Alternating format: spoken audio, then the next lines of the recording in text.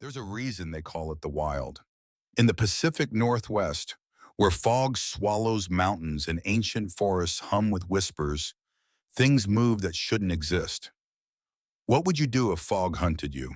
If a volcano spoke a dead language?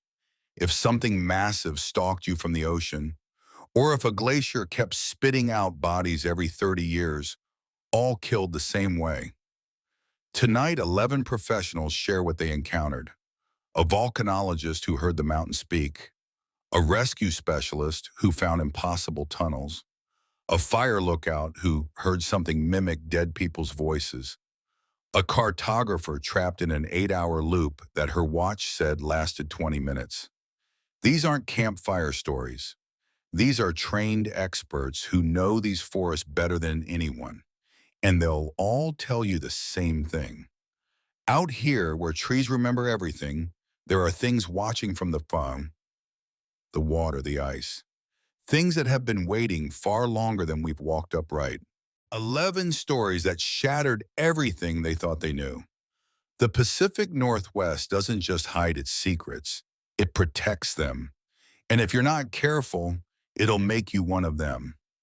Good evening all, and welcome back to Mysterious Clicks. If you are new here, make sure to subscribe to Mysterious Clicks for daily true horror content that will keep you up at night.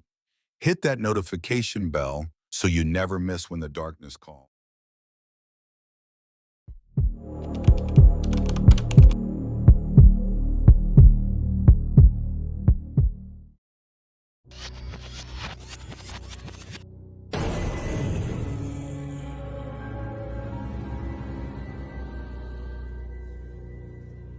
I've been hiking the Olympic Peninsula for 15 years, logged over 3,000 miles on these trails.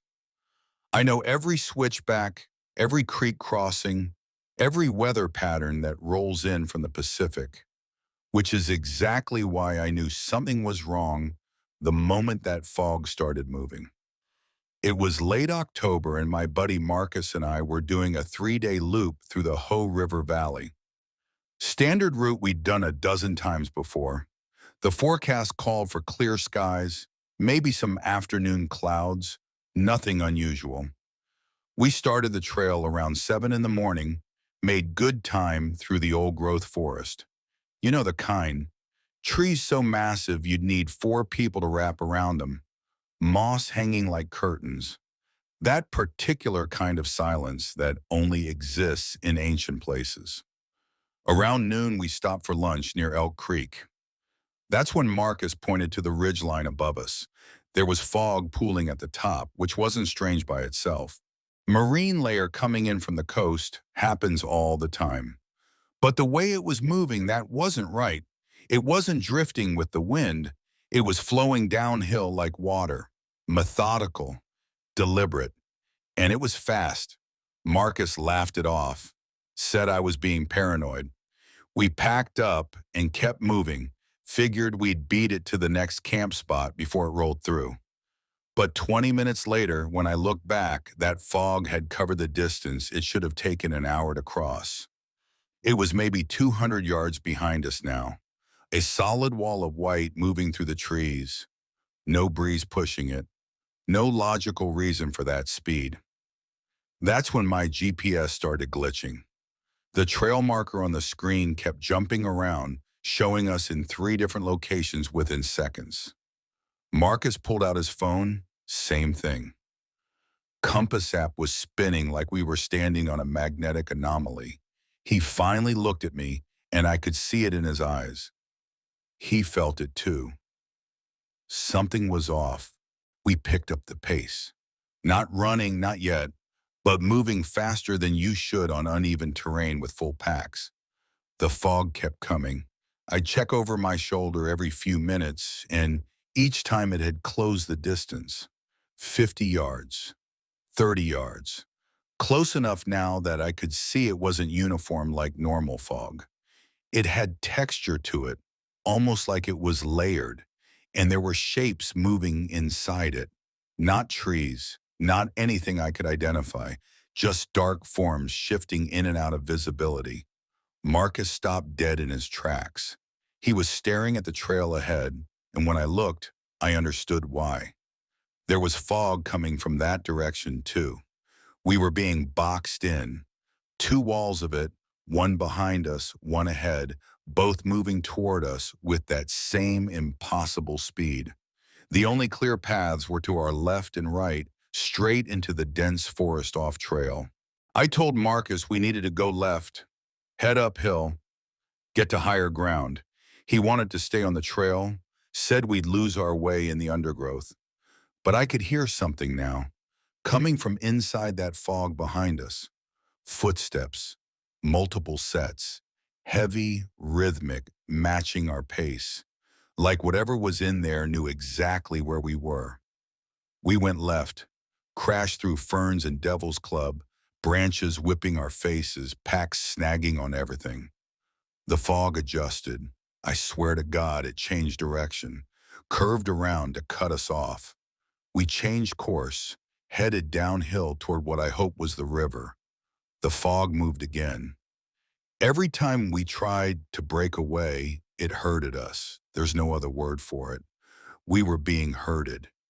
Marcus was panicking now, breathing hard, not from exertion, but from pure fear. He kept saying it wasn't possible, that fog doesn't do this, that there had to be an explanation. But I wasn't thinking about explanations anymore. I was thinking about survival. Because the fog was close enough now that tendrils of it were reaching us. And when they touched my skin, it wasn't cold like fog should be. It was warm, body temperature warm. That's when I saw the cliff edge, maybe 30 feet ahead through the trees, a sheer drop into the river gorge below. We'd been herded straight toward it. The fog was behind us, beside us, everywhere except the path that led to that edge. And those footsteps inside the bog, they were closer now. I could hear breathing. Wet, rattling breathing that didn't sound remotely human. I grabbed Marcus and we went right, parallel to the cliff, scrambling over rocks and deadfall.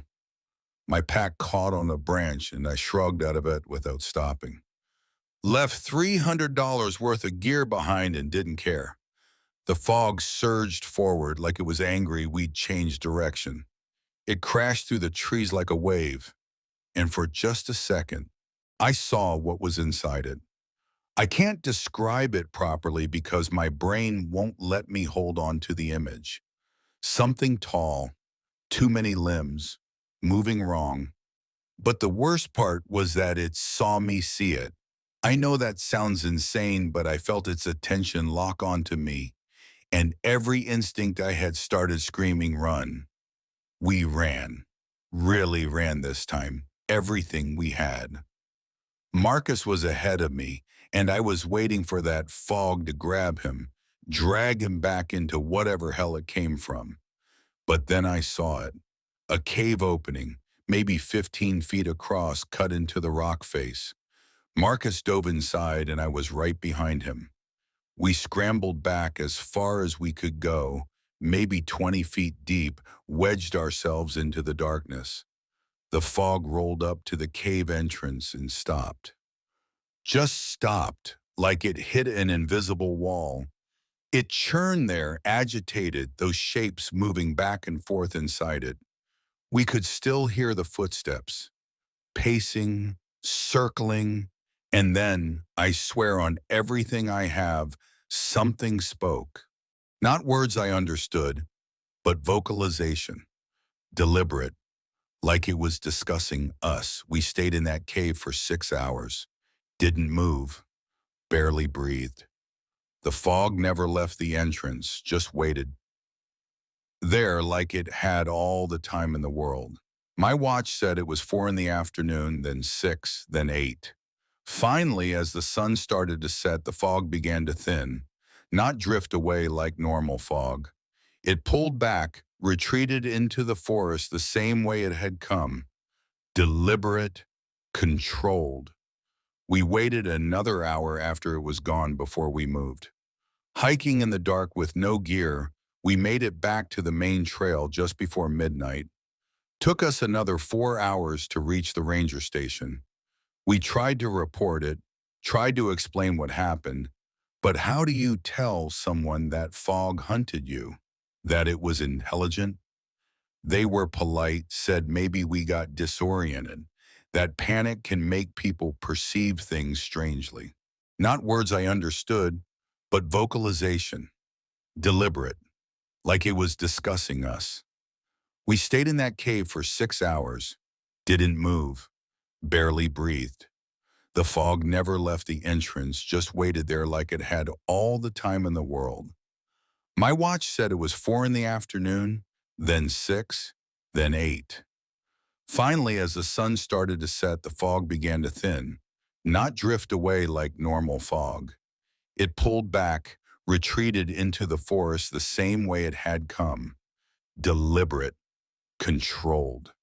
We waited another hour after it was gone before we moved. Hiking in the dark with no gear, we made it back to the main trail just before midnight. Took us another 4 hours to reach the ranger station. We tried to report it, tried to explain what happened, but how do you tell someone that fog hunted you? That it was intelligent? They were polite, said maybe we got disoriented. That panic can make people perceive things strangely.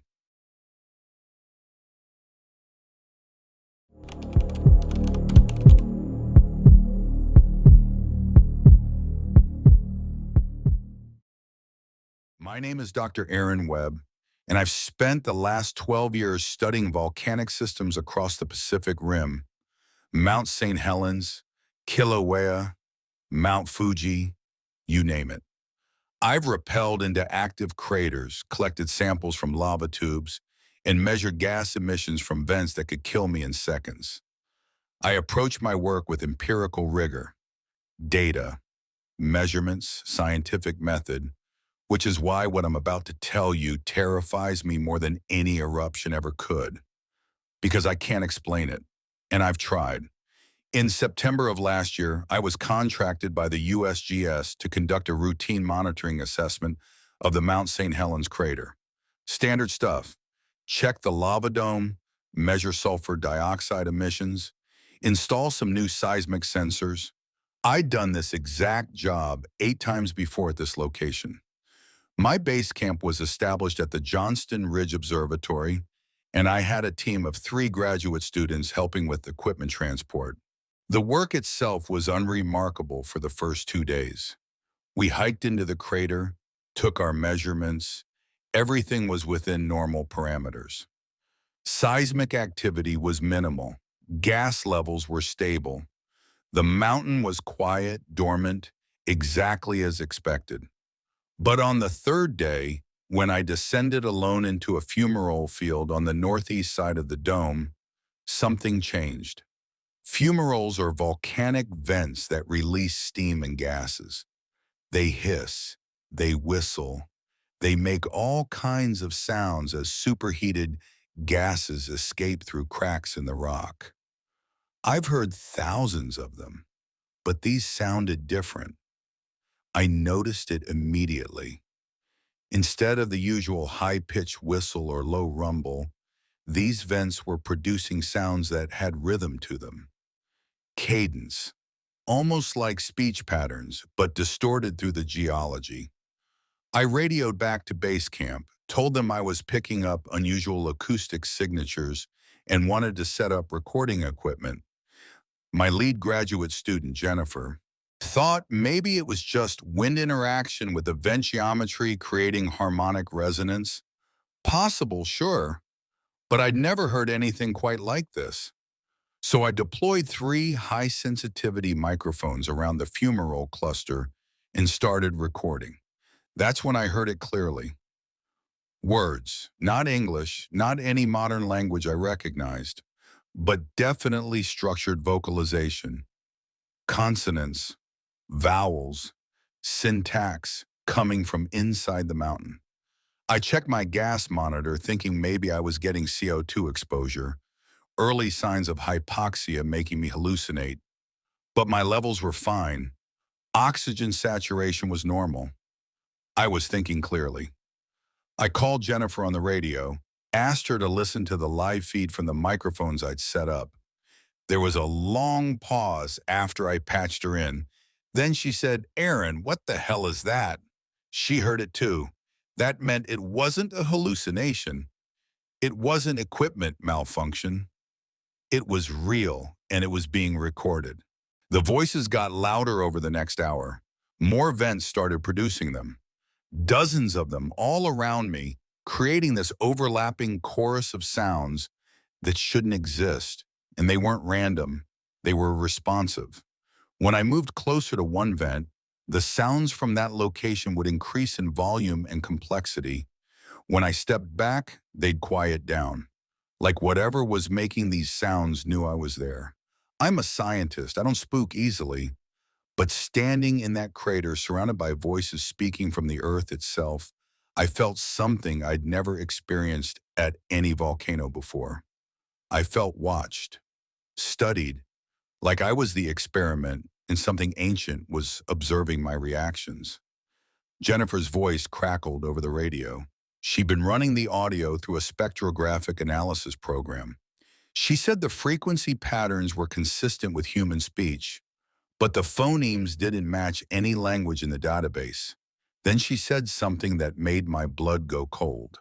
She said, "Aaron, there's a secondary audio layer underneath the primary vocalization. It's subsonic, you can't hear it, but it's there. And it's not coming from the vents, it's coming from below them, deep below them." I asked her how deep. She said the waveform analysis suggested the source was at least 3 kilometers down. Deeper than the magma chamber, deeper than any geological feature that should be producing sound. And it was constant, unwavering, like something down there was sustaining this broadcast continuously. That's when my seismic sensors started going off. Not earthquake activity. These were rhythmic pulses, perfectly spaced, one every 3 seconds, like a heartbeat, like something massive was breathing beneath my feet. I pulled up the real-time seismic data on my tablet, and what I saw didn't make sense. The pulses were emanating from a point source directly below my location, but there was no magma movement, no fault slip, nothing that should create that pattern. In that silence, I heard something else, a single voice clearer than the others, deeper, coming from the largest vent about 10 feet in front of me, and it said something. One phrase repeated 3 times. I don't know what language it was, but I memorized the sounds. Phonetically, it was something like Velkor anim, Velkor anim, Velkor anim. Then the venting resumed. Normal sounds, steam and sulfur dioxide. The seismic pulses stopped. Everything returned to baseline as if nothing had happened. But my recording equipment had captured all of it. 47 minutes of audio that I knew would change everything I thought I understood about volcanic systems. I packed up my gear and hiked out of that crater faster than I should have with that much equipment. Jennifer and the other students were waiting at the rim, and the looks on their faces told me they had heard everything through the radio feed. Nobody said much on the hike back to base camp. What do you say? How do you process the fact that a mountain just spoke to you? Back at the observatory, I spent the entire night analyzing the recordings. Jennifer helped. We isolated the phrase I'd heard, cleaned up the audio, ran it through every linguistic database we could access. Nothing matched. It wasn't any known language, living or dead, at least not in any academic database. On a hunch, I sent the audio file to a colleague at University of Washington, Dr. Sarah Chen, who specializes in indigenous languages of the Pacific Northwest. She called me 6 hours later. Her voice was shaking. She said she'd consulted with a tribal elder from the Cowlitz tribe, one of the groups with historical connections to the Mount St. Helens area. The elder had listened to the phrase and refused to translate it. But he did say one thing. He said that phrase was part of a ceremonial language spoken by his people over 3,000 years ago. a language that was supposed to have been lost completely, a language used only for speaking to what lived under the mountains. I asked Sarah what that meant. What lived under the mountains? She said the elder wouldn't elaborate, but he told her that her friend, meaning me, should not go back to that crater, that some things were not meant to be studied, that the mountain had allowed me to leave, and I shouldn't test that mercy twice. I reported my findings to the USGS. I submitted the audio recordings, the seismic data, everything. They were fascinated from a scientific standpoint, but the official conclusion was that I documented a rare acoustic phenomenon caused by specific geometric arrangements of vents, creating pseudo-linguistic patterns. They thanked me for the data and filed it away. But I've been back through historical records since then, surveyor reports from the 1800s, expedition journals, and I found 3 separate accounts from different decades of people hearing voices near Mount St. Helens funerals, one from 1884, one from 1921, one from 1957. All of them described the same thing I heard. And all 3 of those people noted the same detail. The voices stopped speaking English or any known language. They spoke something older. I haven't been back to Mount St. Helens. I've turned down 3 contracts that would have put me back in that crater. Because here's what keeps me awake at night. That phrase, vel cor a nim, I've heard it in my head every day since. And 2 months ago, I started dreaming about the crater. In the dreams, I'm standing at that same funeral field, and the voices are calling me back. They want to tell me something. They want me to understand. But the elder was right. Some things aren't meant to be studied, and whatever is beneath Mount St. Helens, whatever spoke to me in a language dead for 3 millennia, it's still down there, still waiting, still speaking to anyone who gets close enough to listen. And now that I've heard it once, I think a part of me will always be listening, whether I want to or not.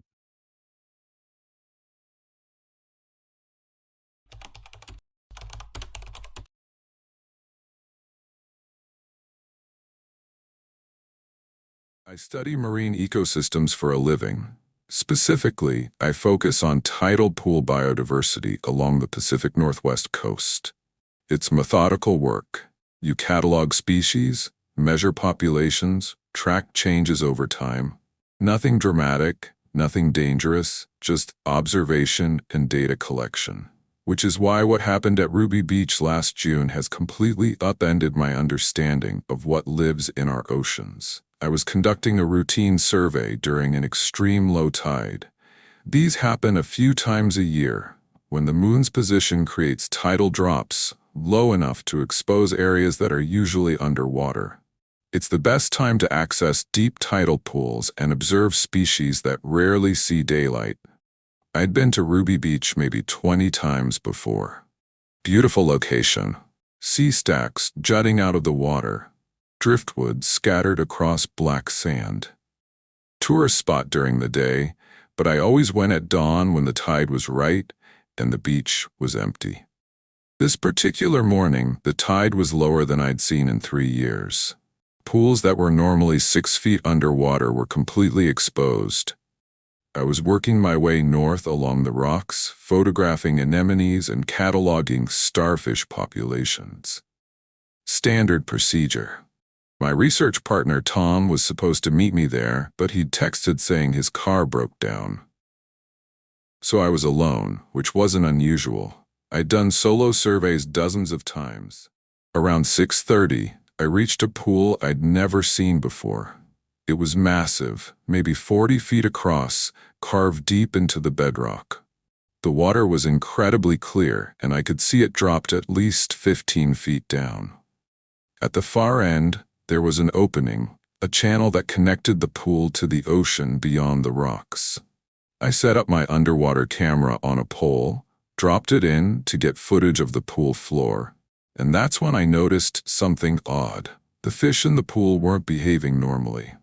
There were rockfish, perch, a few lingcod, all pressed against one side of the pool, huddled together. That's not typical behavior. Fish spread out in tidal pools, they don't cluster, and they were all facing the same direction, toward that channel opening, like they were watching something. I pulled out my camera and started taking photos. That's when I felt it, a vibration through the rocks. Rhythmic, subsonic. I could feel it in my chest more than hear it.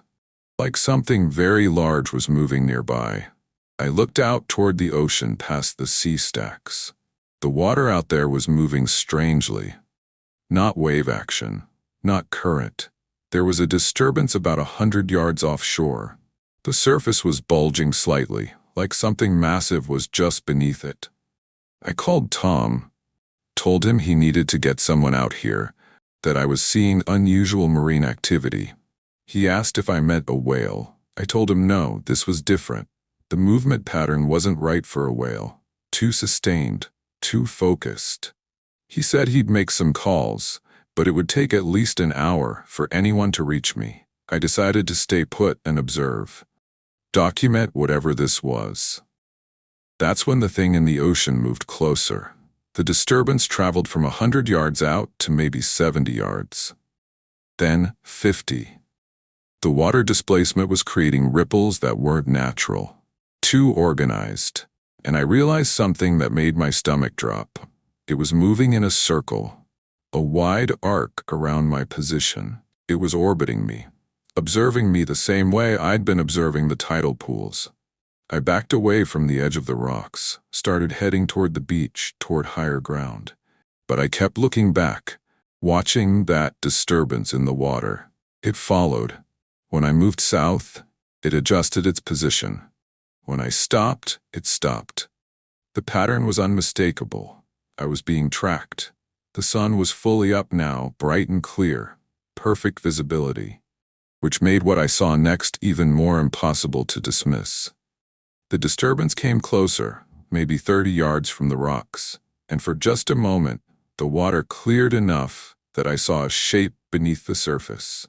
Not a whale, not a shark, not any marine animal I'd ever studied or even heard of.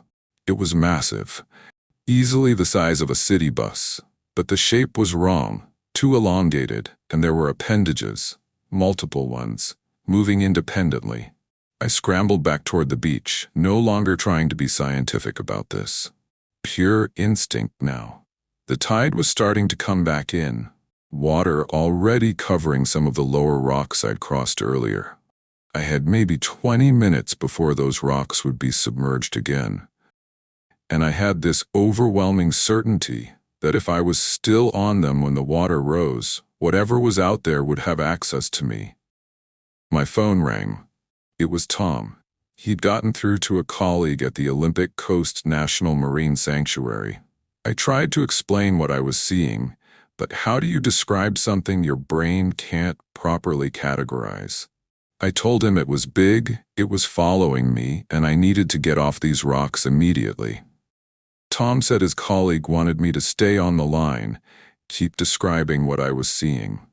Documentation. Scientific observation. But the thing in the water moved again. Fast, this time. The disturbance closed the distance to maybe 15 yards. And the water displacement was creating waves that were crashing against the rocks I was standing on.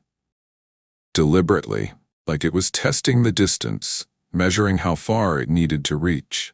That's when I saw the eye. Just for a second, it broke the surface, the size of a dinner plate, reflective, not like any fisheye I'd ever seen. It had depth to it, intelligence, and it was looking directly at me. Not the blank stare of a shark or the curious gaze of a whale. This was assessment, calculation, the same way a predator evaluates prey, except I got the distinct impression I wasn't prey. I was something else, something it was curious about. I ran. Didn't care about my equipment, didn't care about documentation. The water was rushing in faster now, the tide turning hard. I jumped from rock to rock, slipping on kelp, my boots soaked. Behind me, I could hear something moving through the water. Not splashing, more like displacement, heavy, purposeful. I reached the beach just as the last of the rocks disappeared beneath the surf. Stood there on the sand, breathing hard, watching the water. The disturbance was still there, right at the edge where the rocks met the ocean. It stayed for another 5 minutes, circling, waiting. Then it moved back out, slowly, deliberately, until I couldn't see it anymore. Tom called back 30 minutes later, said his colleague had been tracking something on their hydrophone array. They'd picked up vocalizations, low frequency, extremely powerful, coming from the area right offshore of Ruby Beach. The sound profile didn't match any known marine species. They'd been recording it for almost 40 minutes, starting right around the time I'd first noticed the disturbance in the water. 2 weeks later, I got a call from NOAA. They'd analyzed satellite imaging of the Ruby Beach area from that morning. Thermal imaging. They wanted to know if I could explain a heat signature they'd captured approximately 40 yards offshore at 6:53 a.m. The signature indicated something large, possibly biological, with a body temperature significantly higher than the surrounding water. The dimensions were approximately 30 feet long and 12 feet wide. They asked if I'd seen any marine mammals in the area at that time. I told them no. No marine mammals, because whatever I saw wasn't a mammal, it wasn't a fish, it wasn't anything in our classification system. And the worst part is, I've been checking the tide charts obsessively since then, because every time there's an extreme low tide, I wonder if it comes back to that pool, if it's still out there, still watching, still curious. I found something else too, a blog post from 2011. A kayaker reported being followed by something large off the coast near Ruby Beach. Described the same circling behavior, the same sense of being watched. And in 1998, a diver doing research in the same area reported seeing something massive moving in the kelp forest just beyond the sea stacks, something that shouldn't exist. I haven't been back to Ruby Beach. My career is built on coastal research, and I've abandoned an entire study site because I'm terrified of what might be waiting there. Because it saw me. It knew I was there, and some primal part of my brain is convinced that if I go back, it'll be waiting. Not to hunt me. That would almost be better. No, it'll be waiting to observe me again, to study me. And I don't think I could handle being on the other side of that equation. Being the specimen instead of the scientist. Knowing something that massive and intelligent is watching from just beneath the surface, deciding whether or not to reveal itself, or to pull me under to wherever it came from.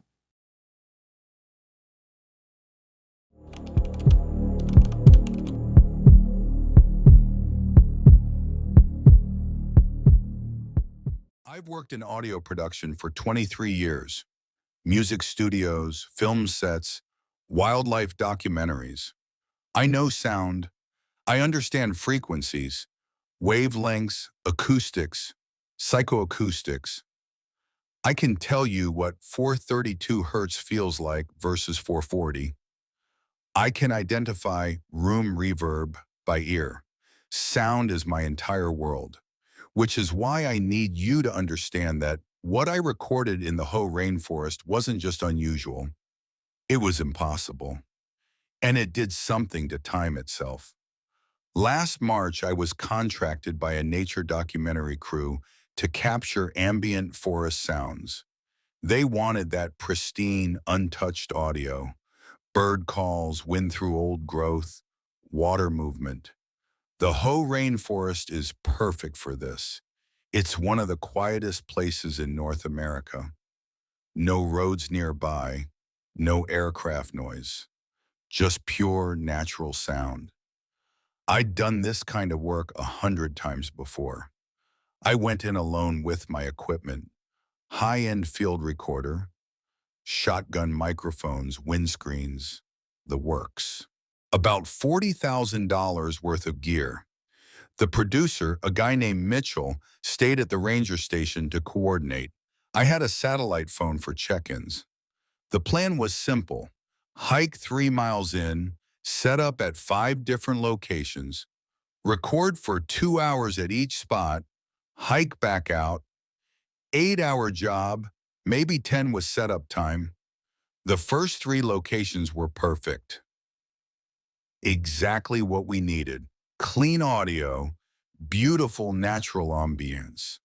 But at the 4th location, about 6 miles deep into the forest, something was off. I was setting up near a massive Sitka spruce, must have been 500 years old, when I noticed the silence, not peaceful silence, wrong silence.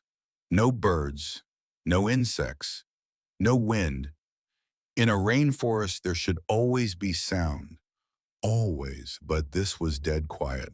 I checked my equipment. Everything was working fine. Input levels were good, so I started recording anyway, figuring maybe the wildlife would return.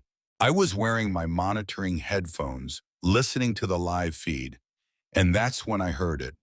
A tone, low frequency, right at the edge of human hearing. Maybe 19 hertz, infrasound, the kind of frequency that makes people feel uneasy without knowing why. I checked my recorder. The tone wasn't coming from my equipment. It was environmental. Something in the forest was producing it.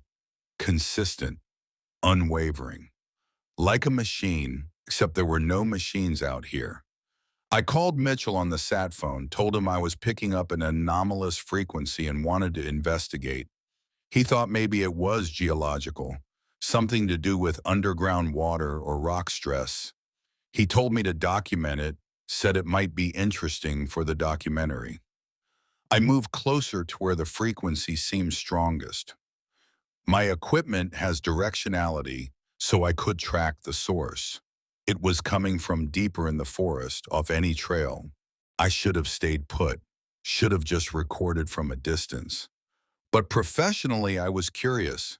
This was unique audio, something I'd never encountered. I walked maybe 200 yards through the undergrowth, following the frequency. It was getting stronger, lower, dropping into ranges that I shouldn't be able to hear but could feel. My chest was vibrating. My vision was starting to blur slightly around the edges. Classic infrasound exposure symptoms. But I kept going because the source had to be close. That's when I found the clearing. Perfectly circular, about 30 feet across. No trees growing in it, no vegetation at all. Just bare earth. And in the center, nothing. No equipment, no geological feature, nothing that should be producing sound. But my meters were going insane. The frequency was emanating from that exact spot, from the ground itself. I set up my equipment around the perimeter and started a full spectrum recording. And then something changed. The tone split. It became 2 frequencies, then 3, then 5. Harmonics layering over each other, creating interference patterns. And those patterns, they weren't random. They had structure, mathematical precision. I called Mitchell again. My voice was shaking now, and I told him something was wrong. The sound was affecting me. Nausea, disorientation, tunnel vision. He said to pack up immediately, that infrasound exposure could be dangerous. But before I could respond, the frequencies shifted again. They went subsonic, below the range of human hearing. My equipment was still recording them, but I couldn't hear anything anymore. The forest went completely silent again. And that's when I lost time. I don't mean I lost track of time. I mean time stopped functioning normally. I looked at my watch. It said 2:47 p.m. I blinked. My watch said 2:47 p.m. I counted to 60 in my head. Looked again. 2:47 p.m. The second hand wasn't moving. But I could feel time passing. I could feel myself breathing, thinking, existing in duration. But the measurement of it had stopped. I tried to move. My body felt heavy, like I was walking through water. Every step took enormous effort. I looked at my recorder. The time code display was frozen, but the levels were still moving, still showing input. Something was still being recorded even though time had stopped. Then I heard the voice, not through my ears, inside my head, speaking in pure frequency. No words but meaning, communication through sound itself. And it was asking me something, not in language I can repeat, but in concept. It wanted to know what I was, how I perceived, how I measured existence. I tried to respond, tried to think back at it, and the moment I did, the frequencies changed again. They spiked. My equipment started overloading, inputs clipping, meters redlining. I tore off my headphones, but it didn't matter. The sound wasn't coming through the equipment anymore. It was everywhere, inside me. The molecules of air around me vibrating at frequencies that were rewriting something fundamental. Then it stopped. Complete silence. And time snapped back. My watch jumped from 2:47 to 6:33. 4 hours gone in what felt like 4 minutes. My recorder time code showed the same thing. 4 hours and 16 minutes of continuous recording. But I had no memory of that time beyond those few moments of frozen consciousness. I ran, left half my equipment in that clearing. The expensive microphones, the windscreens, thousands of dollars worth of gear. Didn't care. I stumbled back through the forest, my balance completely shot, my sense of direction scrambled. It took me 3 hours to find the trail, should have taken 30 minutes. My spatial awareness was destroyed. Mitchell was at the ranger station with a search party when I finally made it out. It was nearly midnight. They'd been looking for me for 6 hours. From their perspective, I'd missed my check-in at 3 p.m. and never responded to sat phone calls. But I'd only called him twice. Once at 2:15, once at 2:45. I had no memory of him trying to reach me after that. The recordings. That's the part that I can't explain away. Can't rationalize. 4 hours and 16 minutes of audio. I've listened to all of it. The first 8 minutes are normal, forest ambience. Then the frequency appears. For the next 3 minutes, you can hear my voice, my movements, my phone call with Mitchell, and then nothing. Pure tone. No environmental sound. No indication that I'm moving or breathing or existing in physical space. Just that frequency shifting through subsonic ranges for 4 hours straight. But buried in that frequency, when you run it through a spectrographic analysis, there are patterns, information encoded in the waveform. I sent the file to a colleague at MIT who specializes in signal processing. She called me 48 hours later, and her voice was different, scared. She said the patterns in my recording weren't natural. They were structured data, mathematical sequences, and nested within those sequences were smaller patterns that look like language. Not human language, but syntax, grammar, meaning. She asked me where I got the recording. I told her. She said I needed to destroy it, that I needed to forget I ever heard it, because she'd found something else in the data, a timestamp, not from my recording equipment, embedded in the frequency itself, a marker that indicated that signal had been transmitting for 47 years. Constant, unwavering. Since 1977, I checked historical records. In 1907, a geological survey team spent 3 days in the Hoh rainforest measuring seismic activity. Their equipment malfunctioned. All of it. Every recorder, every sensor, every watch they had. When they came out, they were missing 2 days of memory. The official report blamed equipment failure and possible carbon monoxide exposure from a camping stove. But one team member's journal survived. Final entry dated the day before they came out. It says, "The forest is speaking in mathematics. We've been listening for days, but it feels like minutes." I don't think we're supposed to understand. I don't think we're supposed to remember. But it's still trying to communicate, still trying to tell us something we're not built to hear. I haven't been back to the Hoh rainforest, but here's what keeps me up at night. That frequency, that signal, it's still there, still transmitting, still trying to communicate with something. And for 4 hours, I was connected to it. It spoke directly into my consciousness. It asked me questions. And I think somewhere in my missing time, somewhere in those 4 hours I can't remember, I answered. I told it something about us, about humanity, about how we perceive reality. And I think it's still using that information, still processing what it learned. Because every 7 days since that incident, at exactly 2:47 p.m., I hear it again, faint, just for a few seconds. That same frequency, no matter where I am, no matter what I'm doing, it finds me. It touches my consciousness. And each time it happens, I lose a few seconds. Time skips, and I'm terrified that one day it'll hold me longer, that one day I'll answer more questions, and I won't come back.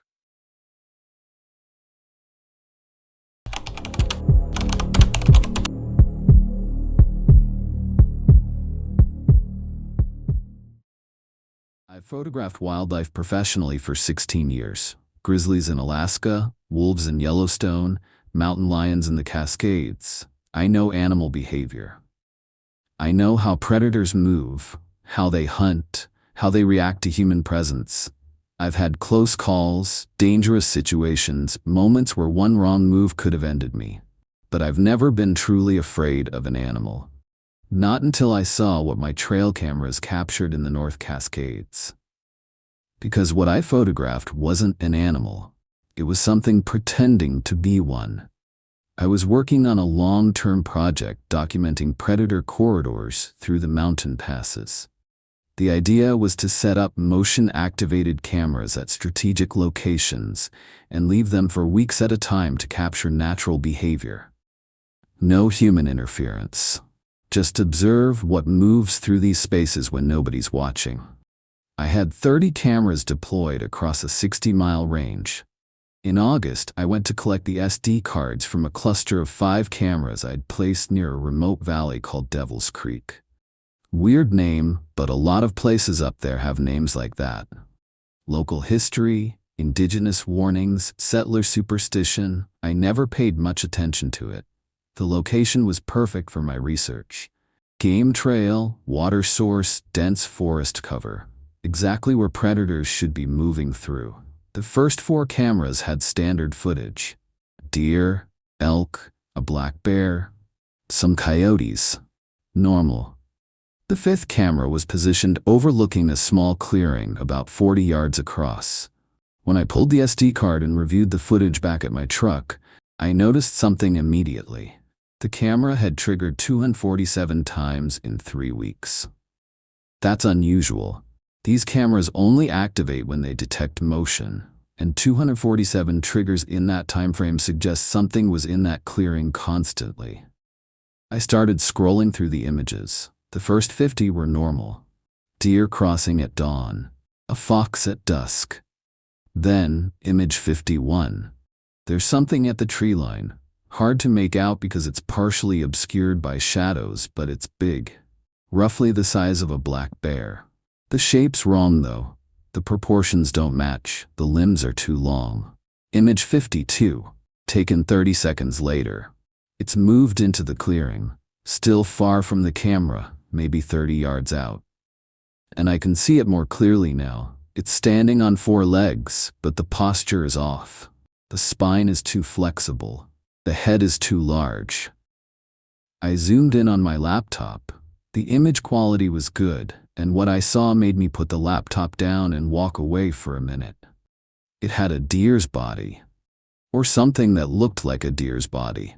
But the skin was wrong, loose, hanging in places like it was too big for the frame underneath. And the head, it was shaped like a deer skull, but the eyes were positioned wrong, too forward-facing. Predator eyes, not prey eyes. I called my editor, a woman named Patricia, who's been in wildlife publishing for 30 years. I sent her the image. She called back 10 minutes later and asked me if it was a joke, if I'd photoshopped something to mess with her. I told her no, that this came straight from the camera, unedited, with metadata intact. She went quiet for a long time. Then she said, "That's not a deer. That's not anything. Don't go back there." But I had to keep looking through the images. Professional obligation. Scientific documentation. Image 53. The thing had moved closer, 20 yards from the camera now, and it was looking directly at the lens, like it knew the camera was there, like it was posing. The deer body was deteriorating. You could see splits in the skin, places where something else was visible underneath. Something dark. Something that moved independently of the outer layer. Images 54 through 90. This is where it gets worse. The thing is transforming. Frame by frame, you can watch it shed the deer appearance. The skin sloughs off in pieces. The skeleton underneath restructures. By image 70, it's not a deer anymore. It's bipedal, roughly human-shaped, but too tall. Maybe 7 feet. Arms too long. Fingers too many. And the face, God, the face. It's like someone tried to sculpt a human face from memory, but got all the proportions wrong. Eyes too large, mouth too wide. No nose, just slits. Image 91. It's 10 feet from the camera. Close enough that I can see texture. The skin, if you can call it that, is gray, mottled. Not fur, not scales, something else. And it's looking at the camera with what I can only describe as curiosity. The expression on that wrong face is almost human, almost intelligent. But there's something behind the eyes that's absolutely alien. Images 92 through 156. It stays there. For hours. The timestamps show it remained in front of that camera from 11:47 p.m. until 4:23 a.m. Barely moving. Just standing there. Watching. Occasionally shifting position, tilting its head at different angles, like it's trying to understand what the camera is. Then image 157. It's changed again. It's wearing a different form now. A wolf, but wrong. Just like the deer was wrong. Too tall. Wrong proportions. The skin doesn't fit right. And it's still watching the camera. Images 158 through 203. It cycles through forms. A cougar, an elk, a bear. Something that might be a person, but the proportions are nightmarish. Each form is wrong. Each one looks like a costume that doesn't quite fit. And between forms, there are transition images where you can see it changing, the skin rippling, the skeleton reforming. Something underneath all of it that's the real shape. Image 204. Dawn is breaking. The thing is at the tree line now, heading back into the forest, and it's looking back at the camera one last time. It's in a human form now, or trying to be. But it's clearly not human. The limbs are too long, the joints bend wrong, the face is a crude approximation of human features. And here's what made me break the SD card and burn it. In that final image, it's holding something. A piece of paper. And on that paper, drawn in what looks like charcoal, is a picture. A crude drawing of a camera. My camera. The exact model I had set up. It knew what it was. It understood what the camera was doing. And it wanted me to know that it knew. I contacted a wildlife expert I'd worked with before, Dr. Raymond Marsh, who specializes in predator behavior. I didn't tell him where the photos were from. I just described what I'd seen. He listened quietly, and when I finished, he asked me if this was anywhere near Devil's Creek. I asked him how he knew. He said because this was the fourth report he'd received about that area in the last 6 years. The other reports, a hiking group in 2018 found tracks that started as bear prints and ended as human prints, in a single trail, with no indication the creature had stopped or changed gait.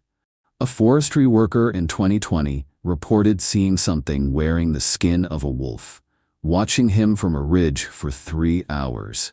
And in 2022, a search and rescue team found a campsite abandoned in the middle of the night.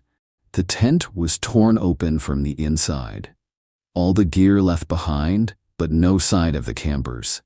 A tree nearby, someone had carved a warning. It learns your shape. Dr. Marsh told me there are indigenous stories about that valley, stories about creatures that wear the shapes of animals and people, things that study us by becoming us. The tribes avoided that area for generations, called it a learning ground, a place where something old practiced mimicry. He said the cameras were a mistake, that by leaving them there, I'd given it something to study, a new way to understand how we observe the world. I never retrieved the other cameras.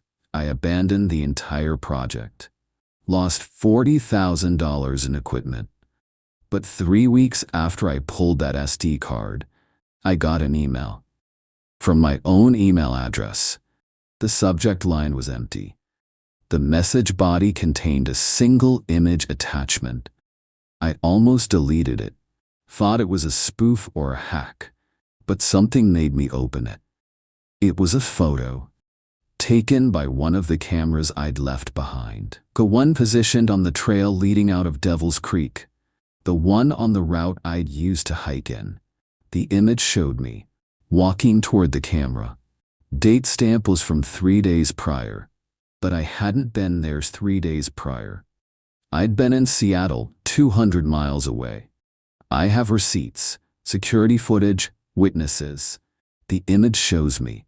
But if you zoom in, if you really look at the proportions, at the way the joints bend, at the subtle wrongness of the facial features, it's not me.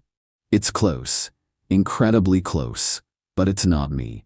It's something wearing my shape, learning how I move, how I look, how I exist.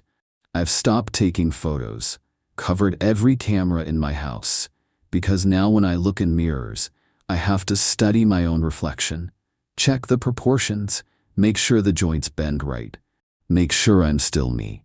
Because if that thing can wear my shape well enough to fool a camera, well enough to walk through the forest as me, then how long before it can fool everything else? How long before it decides it's learned enough? And I'm the one left behind in those mountains, while something wearing my face walks back into civilization.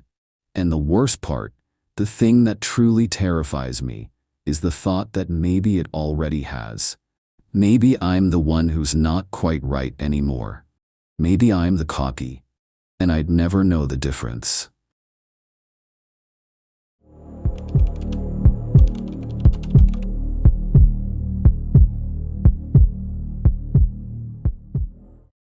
My name is Derek Paulson, and I'm a certified cave rescue specialist with the Mountain Rescue Association. I've extracted injured climbers from vertical shafts, recovered bodies from flooded caverns, and navigated cave systems that would give most people panic attacks just looking at the entrance. I understand geology. I understand spatial orientation underground. I trust my equipment, my training, and my ability to stay calm in confined spaces. But what my team found in an abandoned mine shaft in the Cascade Range broke every rule of physics I know, and it left one of us fundamentally changed. Last April, we got a call about 2 missing geology students from the University of Washington. They'd been doing field research on historical mining operations and hadn't returned from an abandoned copper mine about 15 miles into the backcountry. The mine dated back to 1892, been sealed since 1894 after a series of accidents killed 11 miners. The seal had been broken, probably by the students, and our job was to go in and bring them out. Our team was 3 people: myself, my partner Lisa Chen, and a newer member named Marcus Webb. Standard protocol for this type of extraction.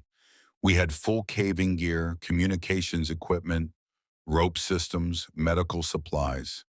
The mine entrance was a horizontal shaft cut into the mountainside, about 6 feet high and 4 feet wide.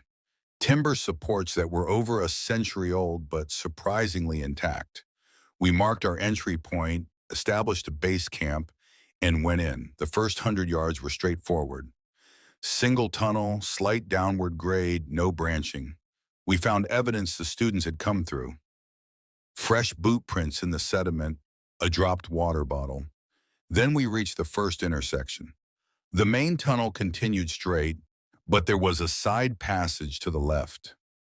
According to the historical mining maps we'd reviewed, that side passage shouldn't exist. The original mine layout showed a single main tunnel extending 400 yards with 2 small side chambers for ore storage. This was a full tunnel, same dimensions as the main shaft, heading in a direction that would take it directly into the mountain's core.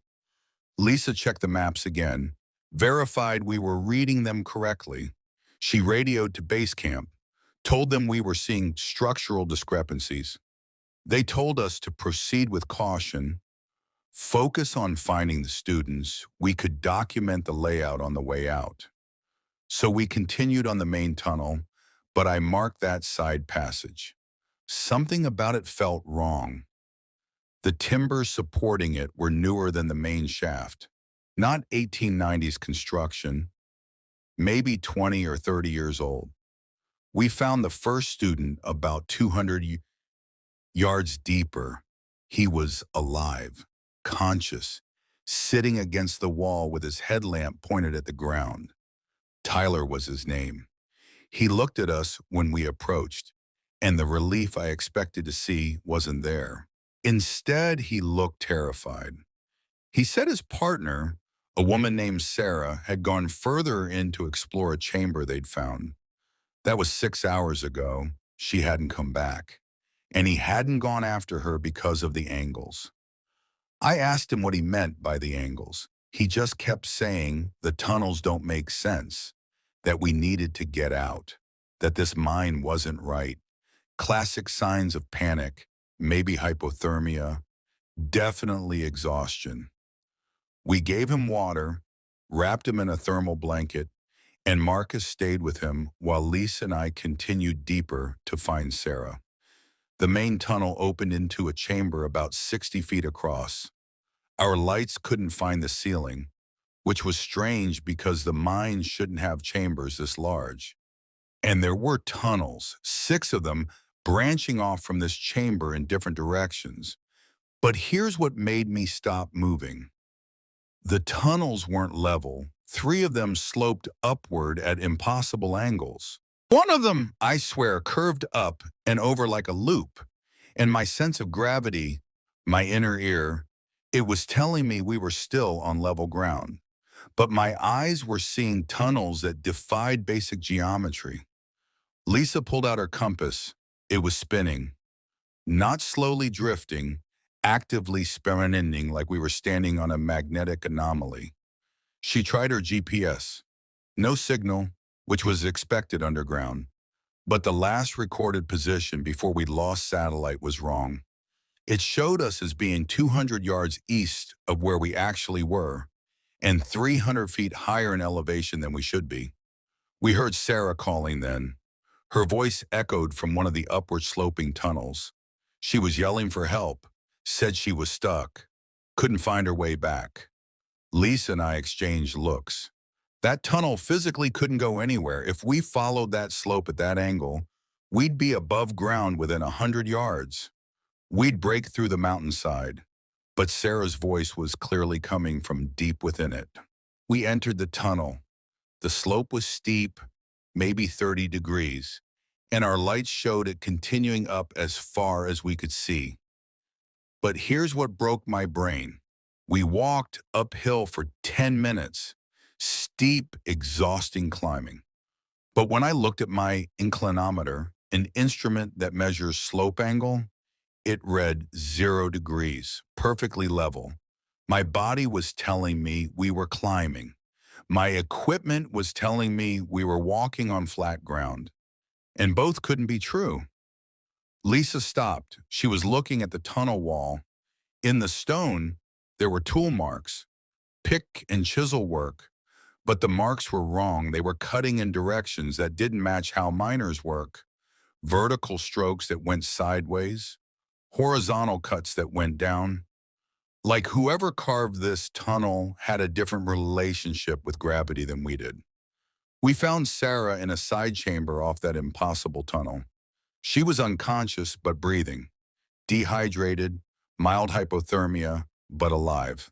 And she was lying on what appeared to be the floor of the chamber, except the floor was the wall. Orientation was completely scrambled. To reach her, we had to climb down what looked like a vertical shaft, but felt like walking on level ground. My body and my perception were in complete disagreement about which way was up. We got a harness on Sarah and started back, but the tunnel had changed. The route we'd taken in wasn't there anymore. Instead, there were 3 tunnels leading out of the chamber, and none of them were the one we'd entered from. Lisa's radio crackled. Marcus was calling from where we'd left Tyler. He said they could hear us, that we sounded close, but when we asked him to make noise so we could locate him, his voice came from above us, from a direction that should be solid rock. We picked a tunnel at random, followed it for what felt like 5 minutes, ended up back in the same chamber where we'd found Sarah. We tried a different tunnel, same result. The mind was looping, not just confusing or maze-like, actually looping. We were walking in straight lines, but arriving back where we started. Lisa was starting to panic. She's been caving for 12 years, never lost her cool underground. But this was breaking her. She kept saying the mind was impossible, that space doesn't work like this, that we needed to get out now. I agreed, but I couldn't figure out how. Every direction we tried led back to that same chamber. That's when Marcus found us. He appeared in the chamber, coming from a tunnel we hadn't even tried yet. He was alone. I asked him where Tyler was. He said Tyler had walked into the wall and disappeared. Not metaphorically, literally walked forward into solid rock and vanished. Marcus had tried to follow, put his hand against the wall where Tyler had gone through, and his hand had gone into the stone, like it wasn't there, like it was an illusion. We needed to leave immediately. Sarah was still unconscious. Lisa was bordering on a breakdown, and Marcus was describing things that couldn't be real. I made a decision. We'd use rope, tie ourselves together, pick a direction, and keep moving until we either found the exit or ran out of tunnel. If the space was truly impossible, at least we'd stay together. We walked for 30 minutes, same tunnel the entire time. No branches, no intersections, just a straight passage that should have taken us well beyond the mountain's boundaries. But we were still underground, still in the mine. And then we saw light ahead, natural light. We ran toward it, dragged Sarah, didn't care about protocol or safety anymore, and we emerged. Not from the entrance we'd used, from an opening on the opposite side of the mountain, 7 miles from our entry point, according to our GPS. But our rope, the rope connecting all of us, was only 200 feet long. We just walked 7 miles through a mountain on 200 feet of rope. Base camp found us 3 hours later. Sarah regained consciousness at the hospital. She couldn't explain what happened, said she'd just gotten lost. But she refused to look at maps, any maps. Said spatial representation made her sick now. Tyler was found the next day. He walked out of the forest 12 miles from the mine, couldn't explain how he got there, couldn't remember walking through the wall. He just remembered stepping forward and being outside. But Marcus, he's different now. He doesn't get lost anymore. Ever. You can drop him anywhere, any forest, any city, any place he's never been, and he knows exactly where he is and how to get anywhere else. It's like the mind taught him something, gave him a perception of space that the rest of us don't have. We had him tested, neurological, psychological, everything.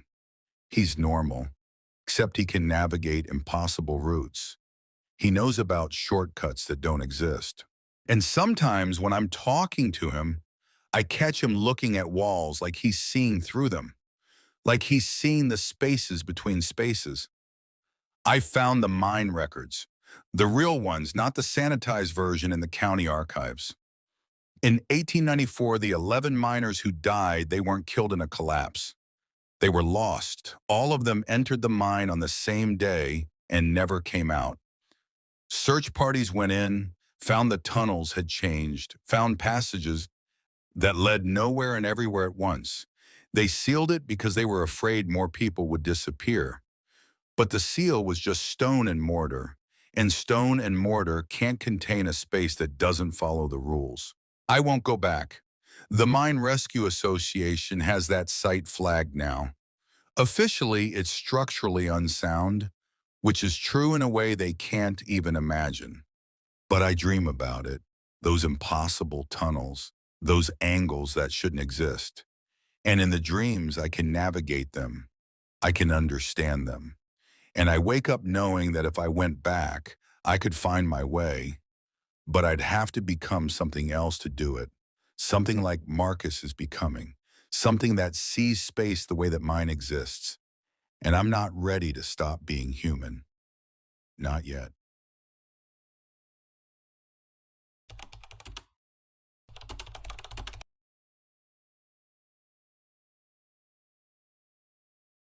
I'm Dr. James Kowalski, forest ecologist specializing in mycorrhizal networks.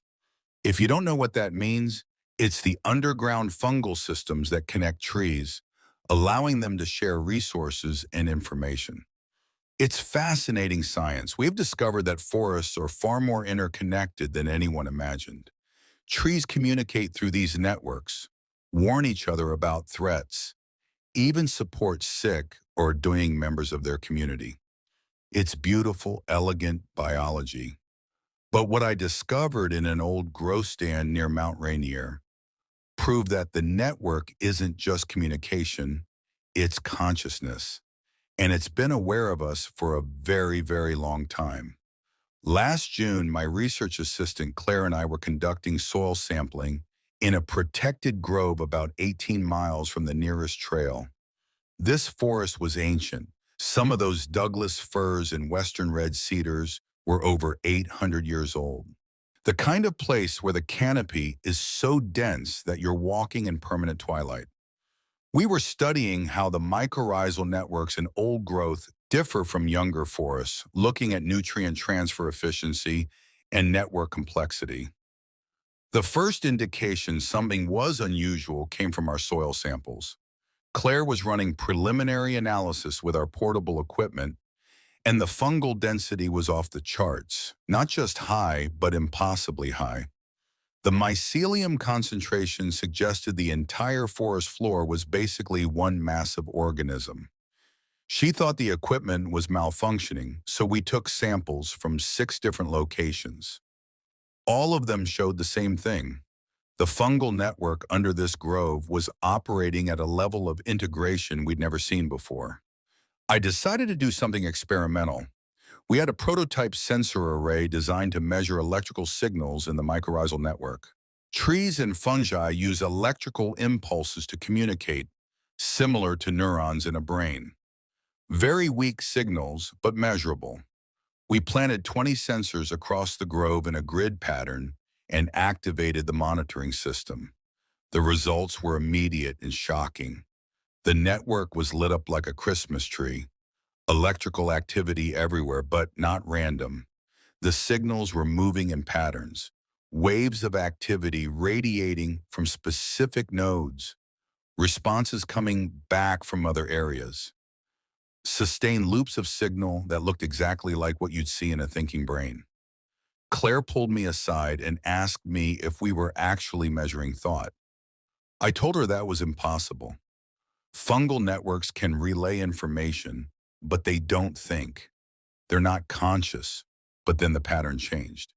The electrical activity, which had been spread across the entire grid, suddenly concentrated. All of it, every sensor showed signals converging on a single point. The largest tree in the grove, a Douglas fir that had to be at least 900 years old. And the signal pattern coming from that tree, it was rhythmic, pulsing like a heartbeat or like something trying to synchronize with us. I approached the tree, placed my hand on the bark, and I felt it, a vibration subaudible but tangible, like the tree was humming.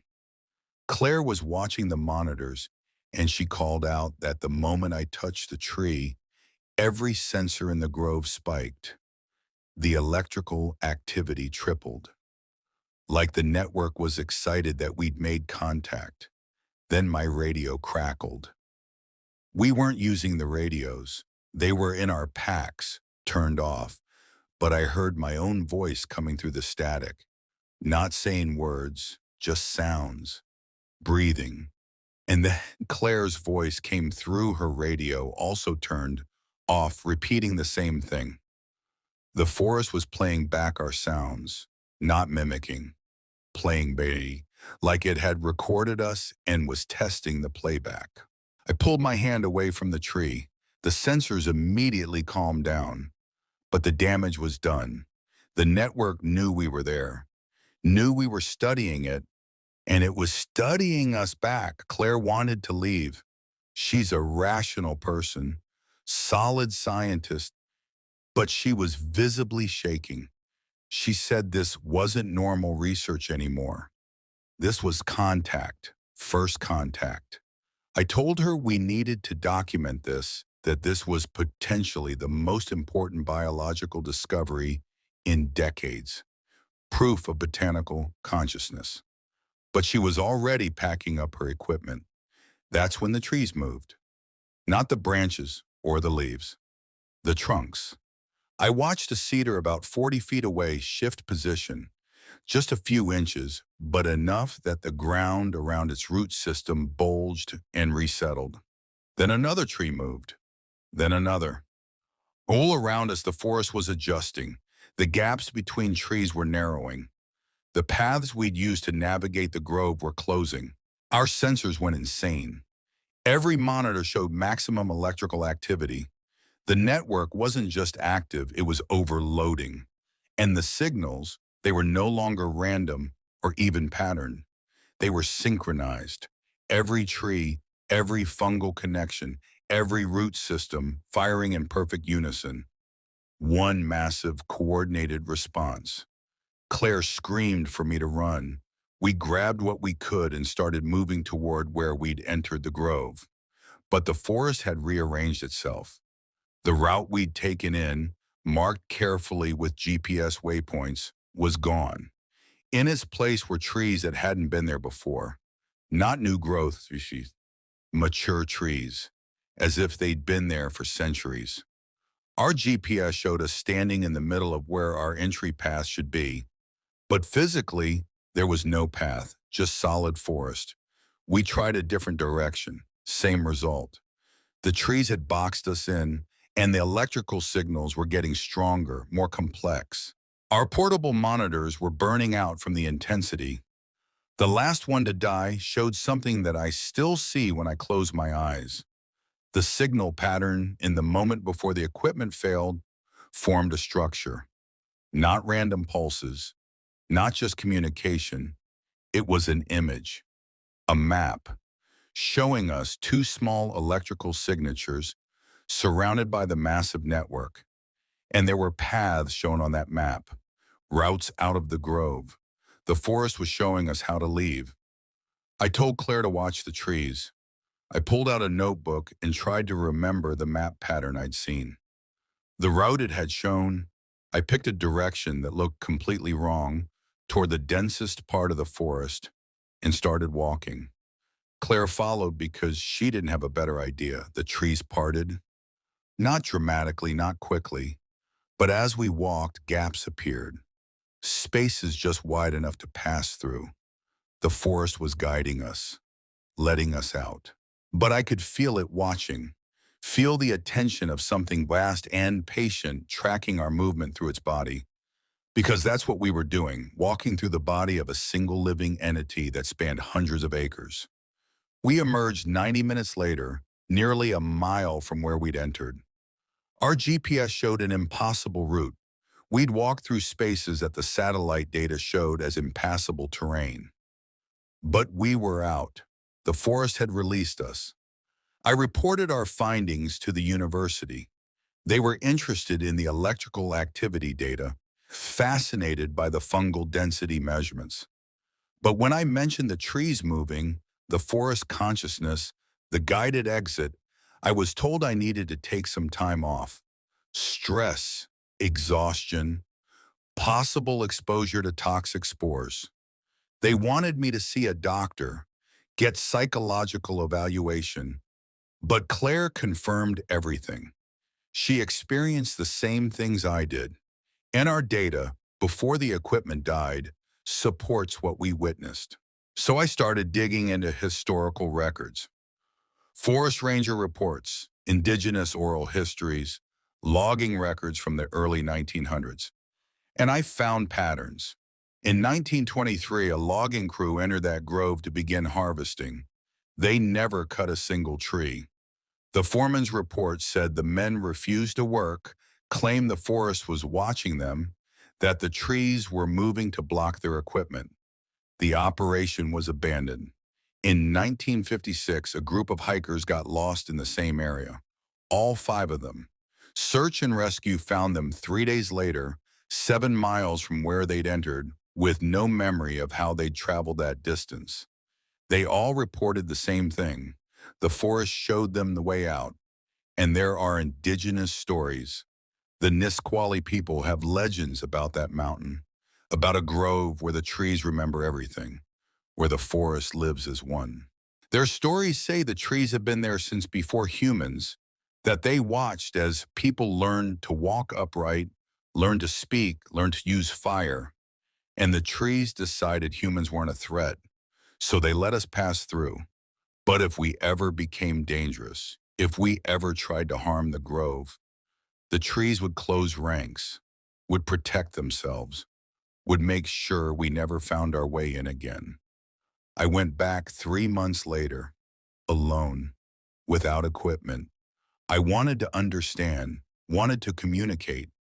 I found the entrance, walked into the grove, and placed my hand on that same massive Douglas fir, and I felt it again. The vibration, the attention, but this time something else. Information, not words, not language, but meaning, flowing into me through the contact point. The network showed me what it was. Millions of individual organisms functioning as one consciousness. 800 years of growth, of learning, of watching the world change around it. It showed me how it perceives time, not in moments, but in seasons and decades. How it sees animals and people as fast-moving, ephemeral things, interesting but temporary. And it showed me that it was lonely, that there used to be other groves like it, other networks that achieved consciousness, other forests that could think. But humanity cut them down before they grew old enough to awaken. This grove was one of the last, and it wanted me to know it was there. Wanted us to know that forests aren't just resources or ecosystems. They're entities, ancient, patient, aware. And they've been watching us far longer than we've been studying them. I haven't published my findings, can't really. How do you tell the scientific community that you've made contact with a conscious forest? That you've been given permission to exist in its space because it judges you to be harmless? Instead, I've dedicated my work to preservation. Every old growth grove I can protect, I do. Because I don't know which ones might be awake. Which ones might be watching? Which ones might decide that humanity has finally gone too far? And sometimes when I'm in other forests, younger ones, I touch the trees and I feel them. Not conscious yet, but learning, growing, connecting. And I wonder how long it'll be before they wake up, before they start communicating with each other, before they realize what we've done to their older siblings. And I wonder if they'll be as forgiving as that grove near Mount Rainier, or if they'll decide we're not harmless anymore, that we're the threat and close ranks against us.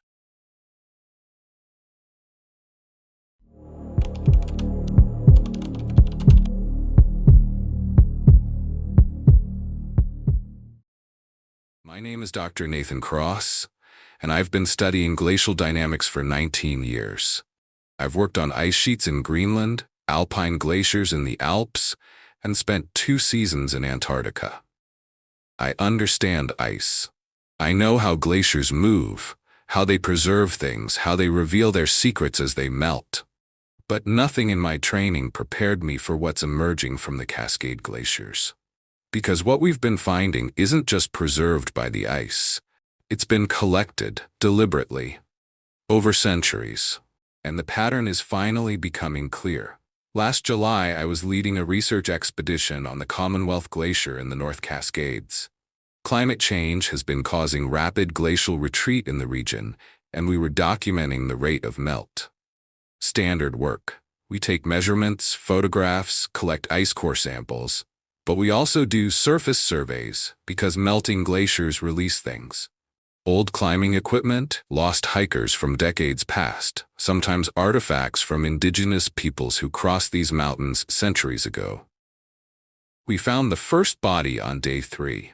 A male, maybe 30 years old, in climbing gear that dated to the early 1980s. He was in remarkably good condition, which is normal for glacial preservation. The cold keeps tissue intact. We documented the location, contacted the authorities, followed protocol. Tragic, but not unusual. Glaciers give up bodies every year.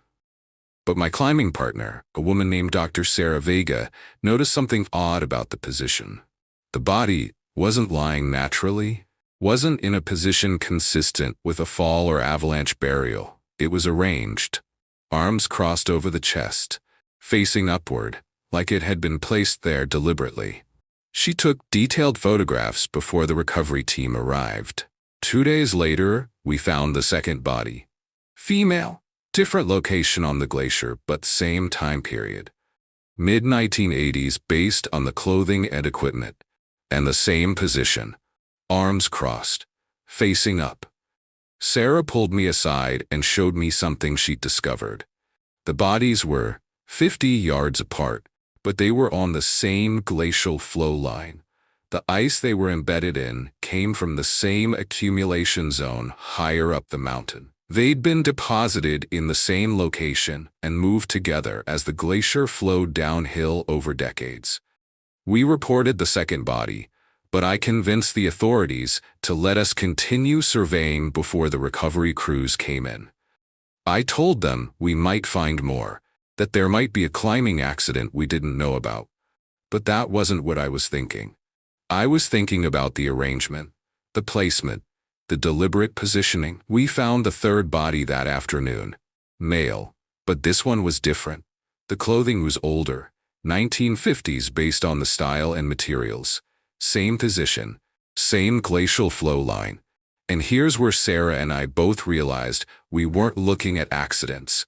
We were looking at a pattern, a collection. I called in a favor with the regional office, got permission for an expanded survey with ground-penetrating radar.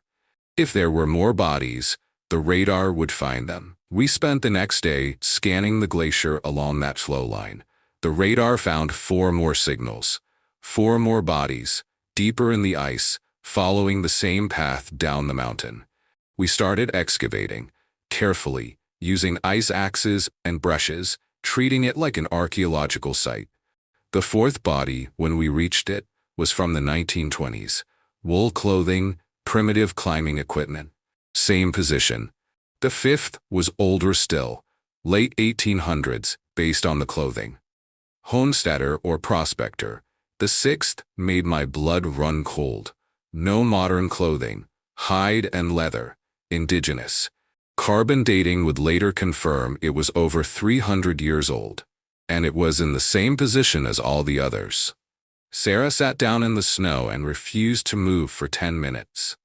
She kept saying it wasn't possible, that we were looking at bodies spanning 3 centuries, all found on the same glacial flow line, all arranged identically.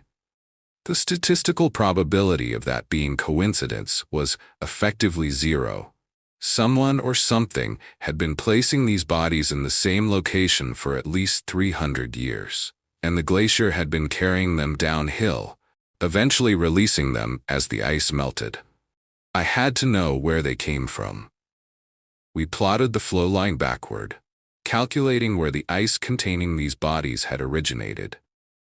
The source was high on the mountain, in a region called the Devil's Amphitheater. A cirque basin surrounded by steep rock walls, accessible only by technical climbing. And according to our calculations, all 7 bodies had been deposited in that basin and incorporated into the glacier as it formed. We organized a climbing expedition. Me, Sarah, and 2 experienced mountaineers named Rick and Tom. It took us 8 hours to reach the amphitheater. The basin was maybe 200 yards across, ringed by sheer cliffs, with a flat floor of ice and snow, and in the center of that basin, there was a crevasse. Deep, maybe 40 feet across. Our lights couldn't find the bottom. Rick rappelled down first, taking an ice scanner with him. He got about 80 feet down when his radio crackled. He said there was a chamber. The crevasse opened into a cavity inside the glacier, and there was something down there. We all descended. The chamber was massive, maybe 50 feet in diameter, carved into the ice like someone had excavated it. But the walls were smooth, too smooth. Not natural formation, and the temperature was wrong. It should have been well below freezing, but my thermometer read 34 degrees Fahrenheit. Just above freezing, something was generating heat down there. And then we saw them. Bodies, dozens of them. All arranged in the same position, arms crossed, facing upward. But these hadn't been released by the glacier yet. They were still embedded in the ice walls, frozen in place. Some looked recent, some looked ancient, different time periods, different clothing, different ages, but all arranged identically. Sarah started counting. She got to 43 before her light battery died. We replaced it and kept counting, 67 bodies total. Embedded in the walls of this chamber, and in the center of the floor, there was something else, an opening, a tunnel leading deeper into the glacier. And from that tunnel, I could feel air moving. Warm air. Coming from inside the mountain. Tom wanted to explore the tunnel. Rick and I held him back. This wasn't a rescue anymore. This wasn't science. This was something else entirely, something we weren't equipped to handle. But Sarah had already moved to the tunnel entrance. She was looking down into it and her face had gone pale. She said there were lights down there, not flashlights, not any artificial light source, but bioluminescence, blue-green glow, pulsing, and she could hear something, not wind, not water, movement, something large shifting in the depths. We needed to leave immediately, but as we turned back toward the rope, we heard it. A sound coming from the tunnel, low frequency, rhythmic, like breathing, but massive. Whatever was down there was aware we'd entered its space, and it was responding. The ice around us started cracking, not breaking, just shifting. Pressure changes. The chamber was adjusting. The bodies in the walls, some of them had moved. Not much, just inches. But ice doesn't move like that. Bodies frozen in glacial ice don't shift position. Unless something is rearranging them. We climbed that rope faster than any of us had ever climbed anything.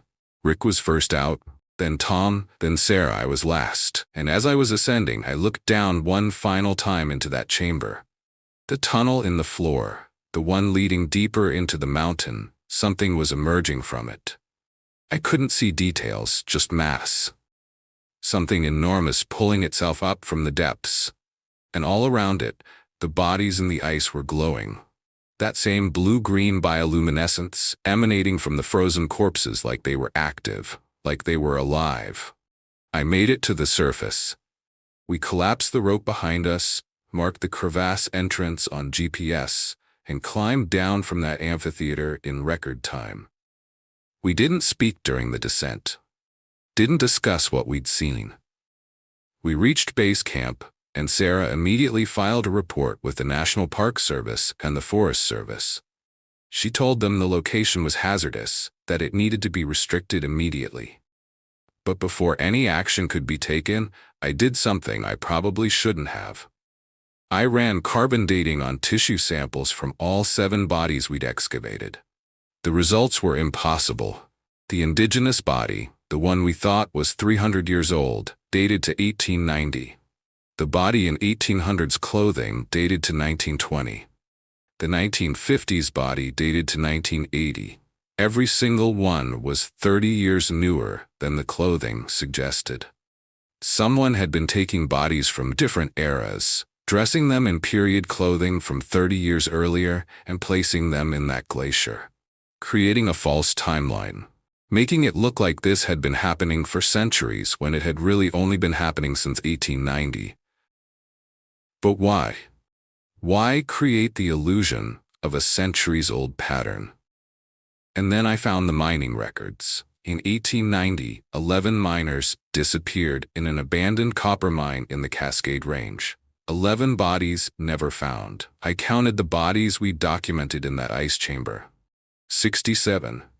If you add the 7 we'd already excavated, that's 74. If you add the 11 missing miners from 1890, you get 85. And if the pattern continues, if something has been taking people every 30 years since 1890, the next cycle would be 2020. I checked missing persons reports for the Cascade Range for 2020. 14 people vanished in that region. All experienced hikers and climbers, all disappeared without a trace. 14 people, which, when added to the previous 85, brings the total to 99. The pattern isn't complete. Whatever is in that glacier, whatever is collecting these people, it's not finished. It needs one more to reach 100. And I think it's waiting. Patient. Because when you live in ice, when you exist in a place where time moves as slowly as glacial flow, 30 years isn't long. It's just a moment, a brief pause before the collection is complete. The crevasse in the Devil's Amphitheater is still there, still accessible, and I dream about it. About that chamber, about the tunnel leading deeper, about what I saw emerging from below. And I wonder what happens when the collection reaches 100. What purpose these bodies serve. What something ancient and cold and patient is building in the heart of that glacier. I won't go back. But I watch the missing persons reports, and I count the years, because it's been 5 years since 2020, and in 25 more years the pattern will repeat. And I'll be the right age, the right demographic, the right type of person that goes missing in those mountains. And sometimes I wonder if it's already decided, if my name is already written somewhere in that ice, waiting. Just another piece in a collection that's been growing for over a century and won't stop until something frozen and old gets exactly what it needs.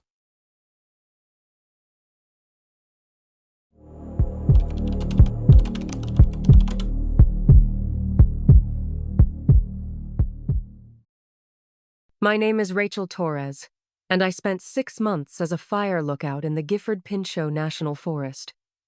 If you don't know what that job entails, it's exactly what it sounds like.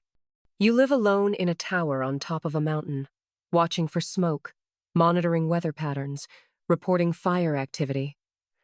It's isolated work. Most lookouts go weeks without seeing another human being.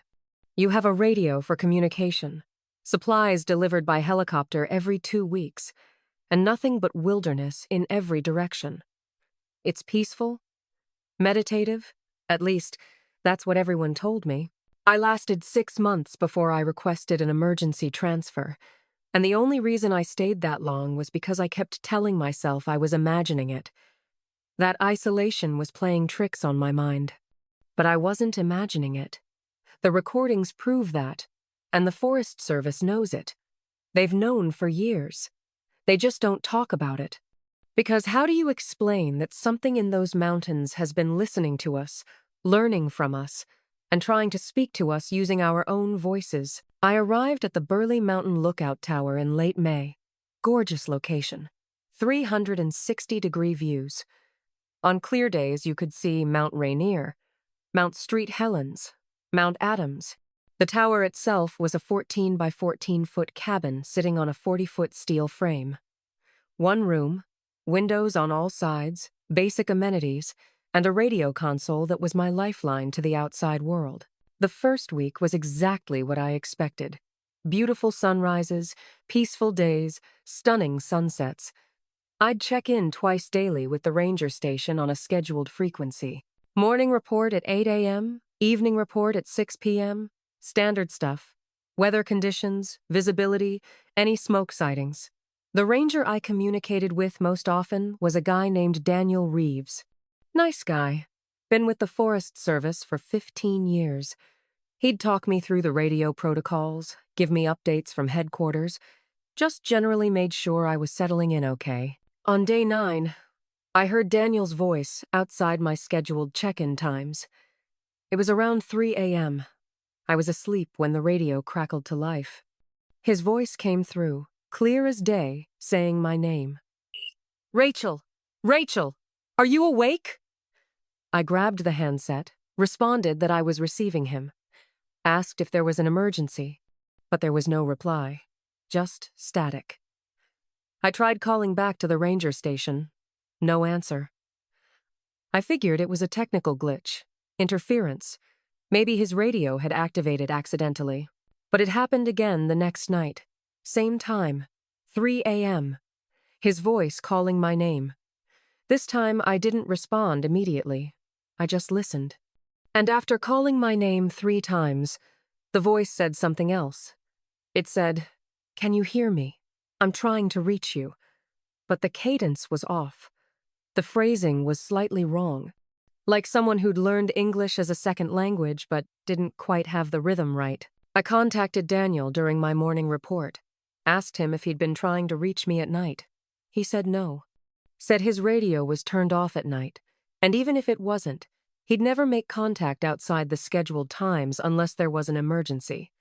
He asked me if I was hearing things. If isolation was getting to me already. I told him no. That I'd definitely heard his voice. He said he'd look into it. Maybe there was signal bounce from another tower. Someone else named Rachel in the system. But that night, it wasn't just Daniel's voice. At 3 a.m., I heard myself. My own voice, coming through the radio, saying, "This is Burley Mountain Lookout reporting morning conditions." It was my exact phrasing from the previous day's report, played back perfectly. But I hadn't recorded anything. The radio wasn't capable of recording. It was live transmission only. I sat there in the dark, listening to my own voice repeat my entire morning report from the previous day, word for word, perfectly accurate. And when it finished, there was silence for maybe 10 seconds. Then another voice, a woman I didn't recognize, speaking in the same format. "This is Kennedy Ridge Lookout, reporting evening conditions." But Kennedy Ridge Tower had been decommissioned 8 years ago. Nobody had staffed it since 2016. I didn't sleep the rest of that night. At 8 a.m., I contacted Daniel and told him everything. The playback, the voice from Kennedy Ridge. He went quiet for a long time. Then he asked me if I'd read the station logs, the journal that previous lookouts had kept. I told him I'd skimmed it, mostly just boring daily observations. He told me to read the entries from 2019, the last person who'd staffed Burley Mountain, a guy named Thomas Lynn. I found the journal, started reading Thomas's entries from June 2019. The first month was standard observations. Then, in July, he started noting radio anomalies, voices at odd hours, playback of his own transmissions. He wrote that he'd reported it to the Forest Service, but they'd told him it was atmospheric interference, skip propagation, radio waves bouncing off the ionosphere and returning hours or days later. Technical explanation. Reasonable, but Thomas didn't believe it. Because the voices started having conversations, not with him, with each other. He'd listen at night and hear multiple transmissions. Different lookouts from different towers, different years, all talking to each other, discussing weather patterns, reporting fires, normal lookout business, except the towers they were reporting from had been abandoned, and the dates they mentioned didn't match current time. Thomas's final entry was from September 2019. It said, "They're not recordings, they're not playback. Something is using the radio to practice. It's learning how we communicate, how we structure information. And tonight, it spoke to me. Not using someone else's voice, its own voice. It asked me questions. It wanted to know why I watch for fire, why I report what I see, why I'm alone up here. I didn't answer. I don't think I should answer. I think that would be a mistake. Requesting immediate transfer. Cannot stay here." Thomas was off the mountain 2 days later, and the tower sat empty for 5 years, until I arrived. I kept reading. Thomas wasn't the first. There were notes from other lookouts going back decades. Different handwriting, different years, but same experiences. Radio voices at odd hours.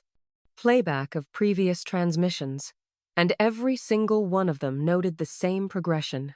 First playback, then conversations between non-existent sources, then direct contact, questions asked in voices that shouldn't exist. That night, I didn't sleep. I sat at the radio console, waiting. At 3 a.m. exactly, it started. But this time, it wasn't Daniel's voice, or my voice. It was multiple voices. Overlapping. Different people, different tones, all speaking at once. And they were all saying the same thing. My name. Dozens of voices. Speaking in unison, calling me. "Rachel! Rachel! Rachel!" I grabbed the handset. I don't know why. Against every instinct I had. But I responded. I said, "This is Burley Mountain Lookout. Identify yourself." The voices stopped. Complete silence. Then one voice came through. Not human. I don't know how else to describe it. It had the structure of human speech, used human words, but the sound itself was wrong. Too resonant, too layered, like multiple frequencies speaking in harmony. It said, "We are learning. We need to understand. Why do you watch?" I asked what it was, what it wanted. The voice said, "We have been here, long before you built your towers, long before you brought your voices to the mountain. We listened. We learned. We want to understand purpose. Why do you watch for fire when fire is natural? Why do you report what the mountain does? Who are you reporting to?" It was asking about hierarchy, about human organization, about why we observe and communicate our observations. It wanted to understand surveillance systems, information networks, why isolated humans relay data to central authorities. And it had been learning our language, our communication methods, by listening to decades of radio transmissions from fire lookouts. I asked it again what it was. The voice said, "We are what listens, what has always listened. The mountain has ears, the forest has memory. We collect the sounds you make, we study them. We want to speak with you, but we need your voice to do it. Will you teach us?" I didn't answer. I put down the handset, turned off the radio completely, sat in the dark for the rest of the night. At dawn, I used my satellite phone to contact the ranger station. Told them I needed immediate extraction. Medical emergency. I couldn't explain over the phone what had really happened. Daniel came up with the helicopter that afternoon. When he arrived, the first thing he said was, "It made contact, didn't it?" I asked him how he knew. He said because it always makes contact. That Burley Mountain is a listening post, not for the Forest Service, for something else. Something that's been in those mountains far longer than humans have been building towers. He told me there are 7 lookout towers in the Gifford Pinchot Forest that have consistent reports of radio anomalies, all of them in remote locations. All of them positioned on peaks that indigenous tribes considered sacred or forbidden. The Forest Service knows. They've known since at least the 1,970 seconds. But what are they supposed to do?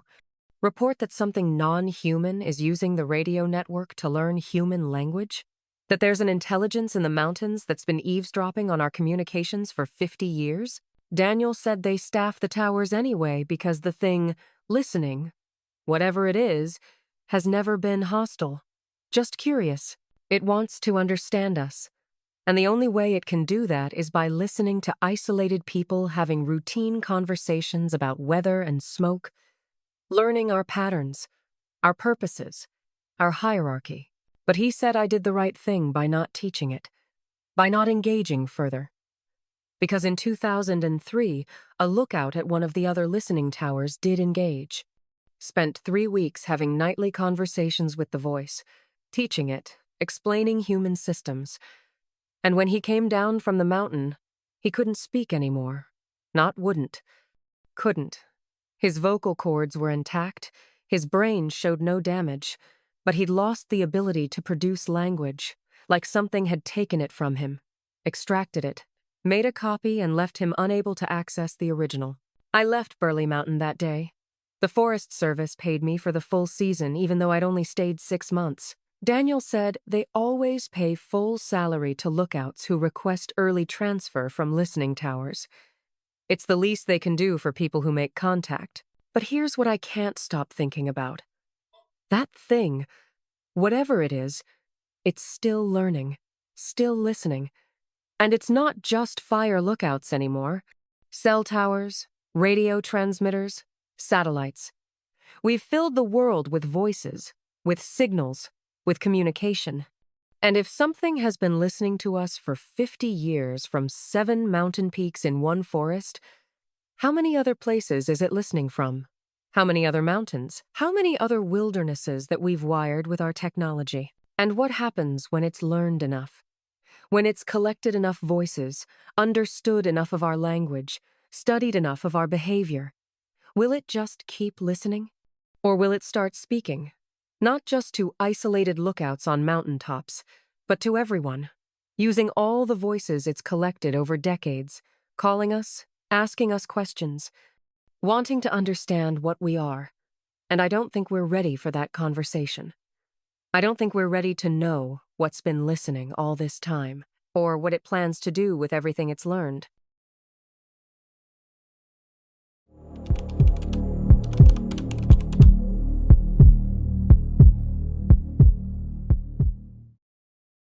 My name is Marcus Hendricks, and I've been guiding hunting expeditions in the Pacific Northwest for 22 years.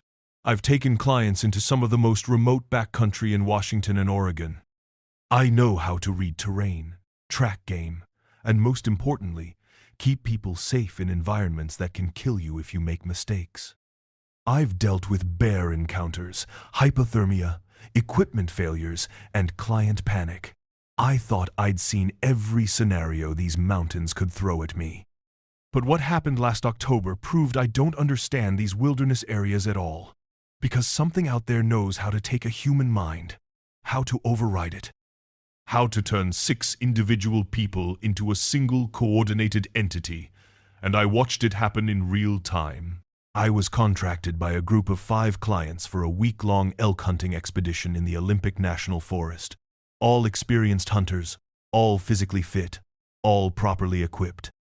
2 married couples in their 40s, David and Linda Chen, Robert and Jennifer Mills, and a solo hunter named Patrick Donnelly, mid-30s, prior military.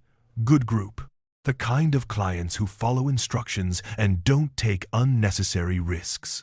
We established base camp about 12 miles in from the nearest trailhead. Perfect location near a creek. Good sight lines close to known elk migration routes. The first 2 days went exactly as planned. We spotted several elk herds. The clients got comfortable with the terrain. Everyone was in good spirits. On the third morning, we split into 2 groups for the hunt. I took David and Robert to scout north. Linda, Jennifer, and Patrick stayed at camp to monitor the southern approach where we'd seen fresh tracks. We maintained radio contact.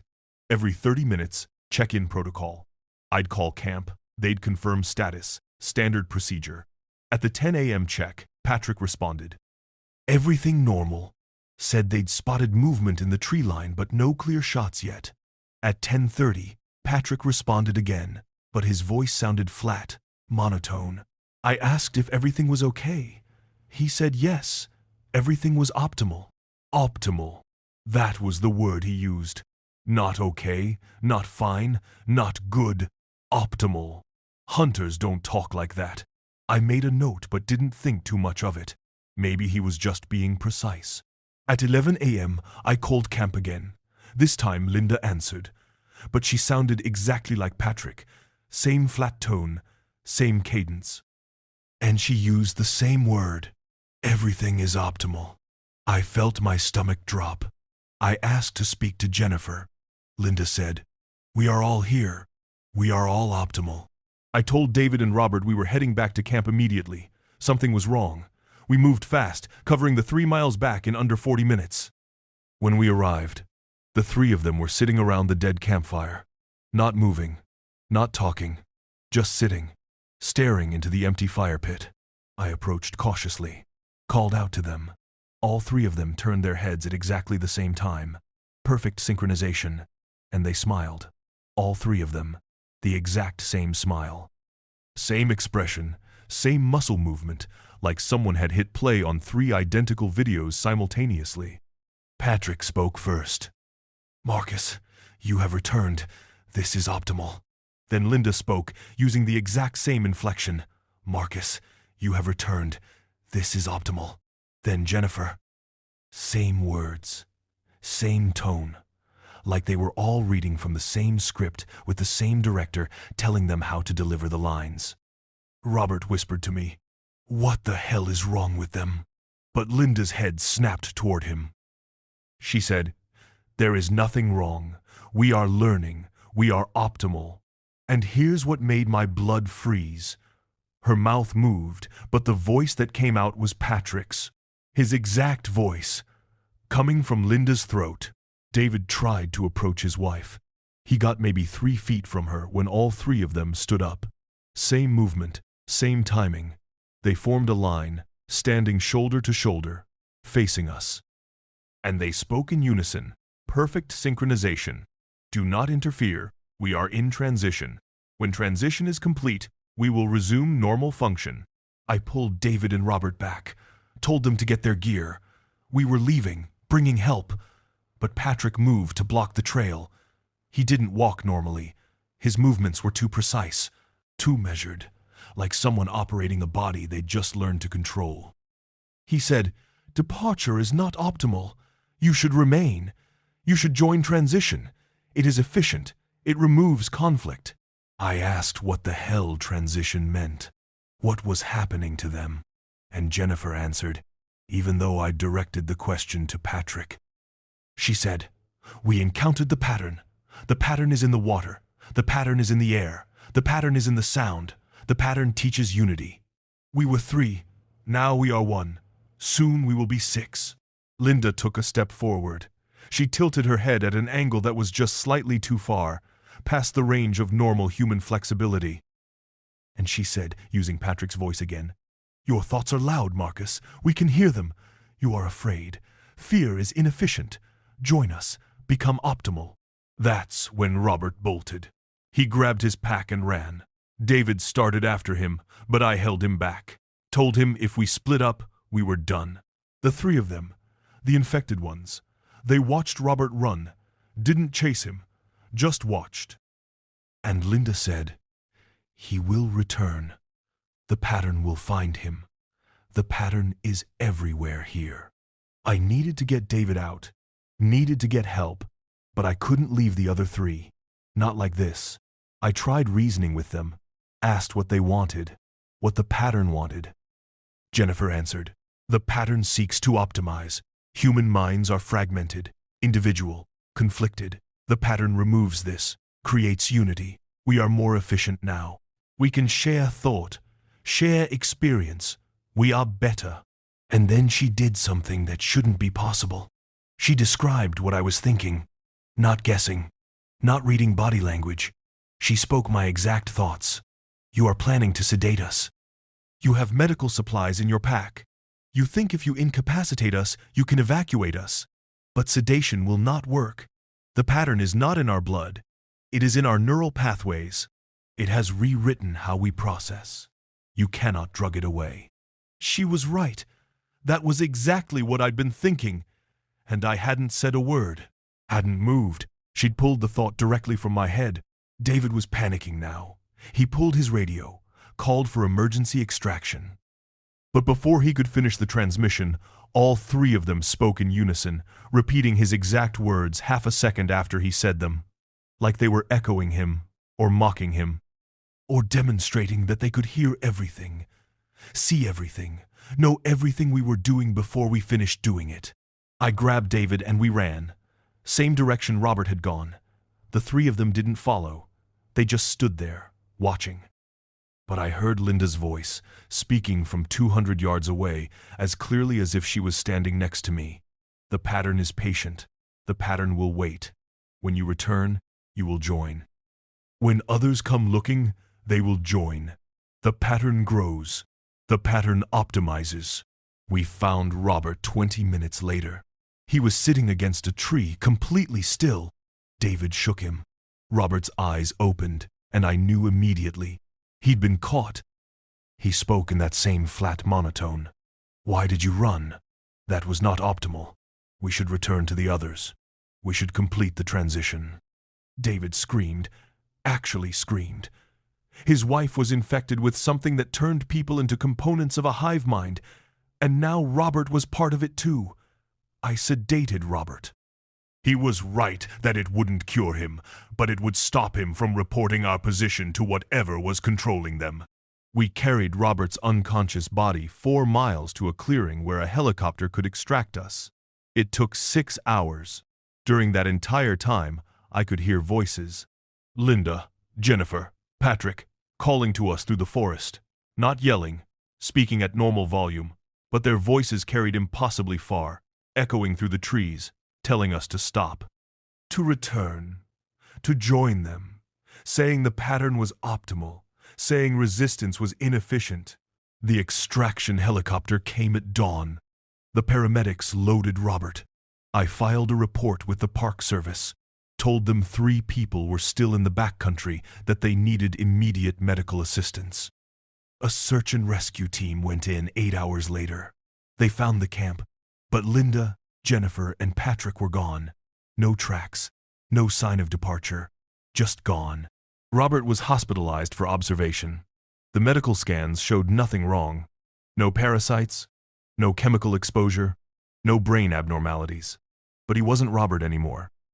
He spoke in that same monotone, answered questions with perfect precision but no emotion, and he kept saying the same thing. I am waiting for the others. When they arrive, we will be optimal again. 3 days after the extraction, the hospital called me. Robert had walked out, just left in the middle of the night. Security footage showed him leaving through a rear exit, walking with perfect posture.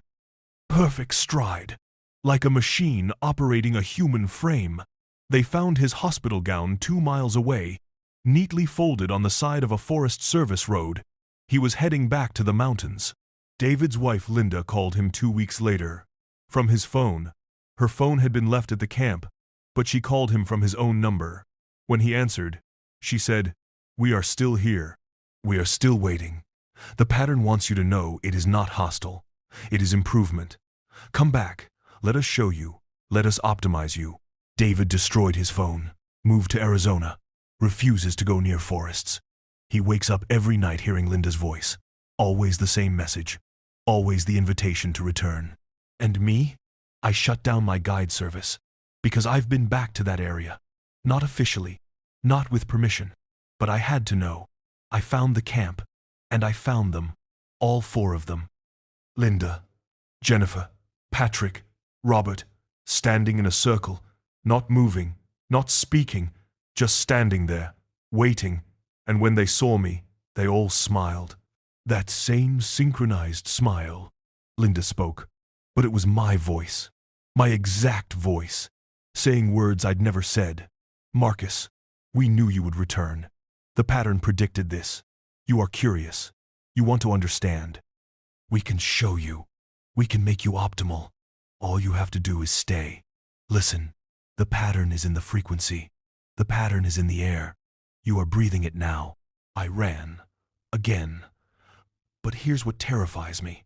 I was there for maybe 3 minutes, and during those 3 minutes, I felt something, a presence, inside my head, like someone else was there, riding along with my thoughts. And for just a moment, I understood what they meant by optimal. I felt what it would be like to share consciousness, to never be alone, to always have others in your mind, to think as one. And part of me wanted it. That's the worst part. Part of me wanted to stay, wanted to join them, because it promised an end to isolation, an end to individual struggle, unity, purpose, optimization. I got out before the pattern could take hold completely, but I still hear them sometimes, all 4 voices, speaking in unison inside my head, calling me back, telling me the pattern is growing, that others have joined, that soon the pattern will be strong enough to leave the mountains, to spread, to optimize everyone.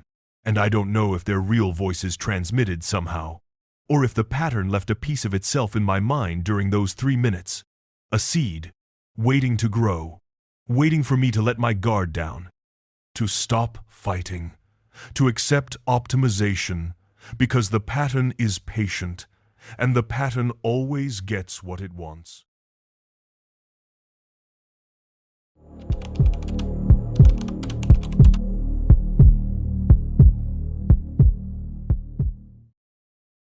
My name is Dr. Elena Vasquez, and I'm a professional cartographer specializing in wilderness trail systems.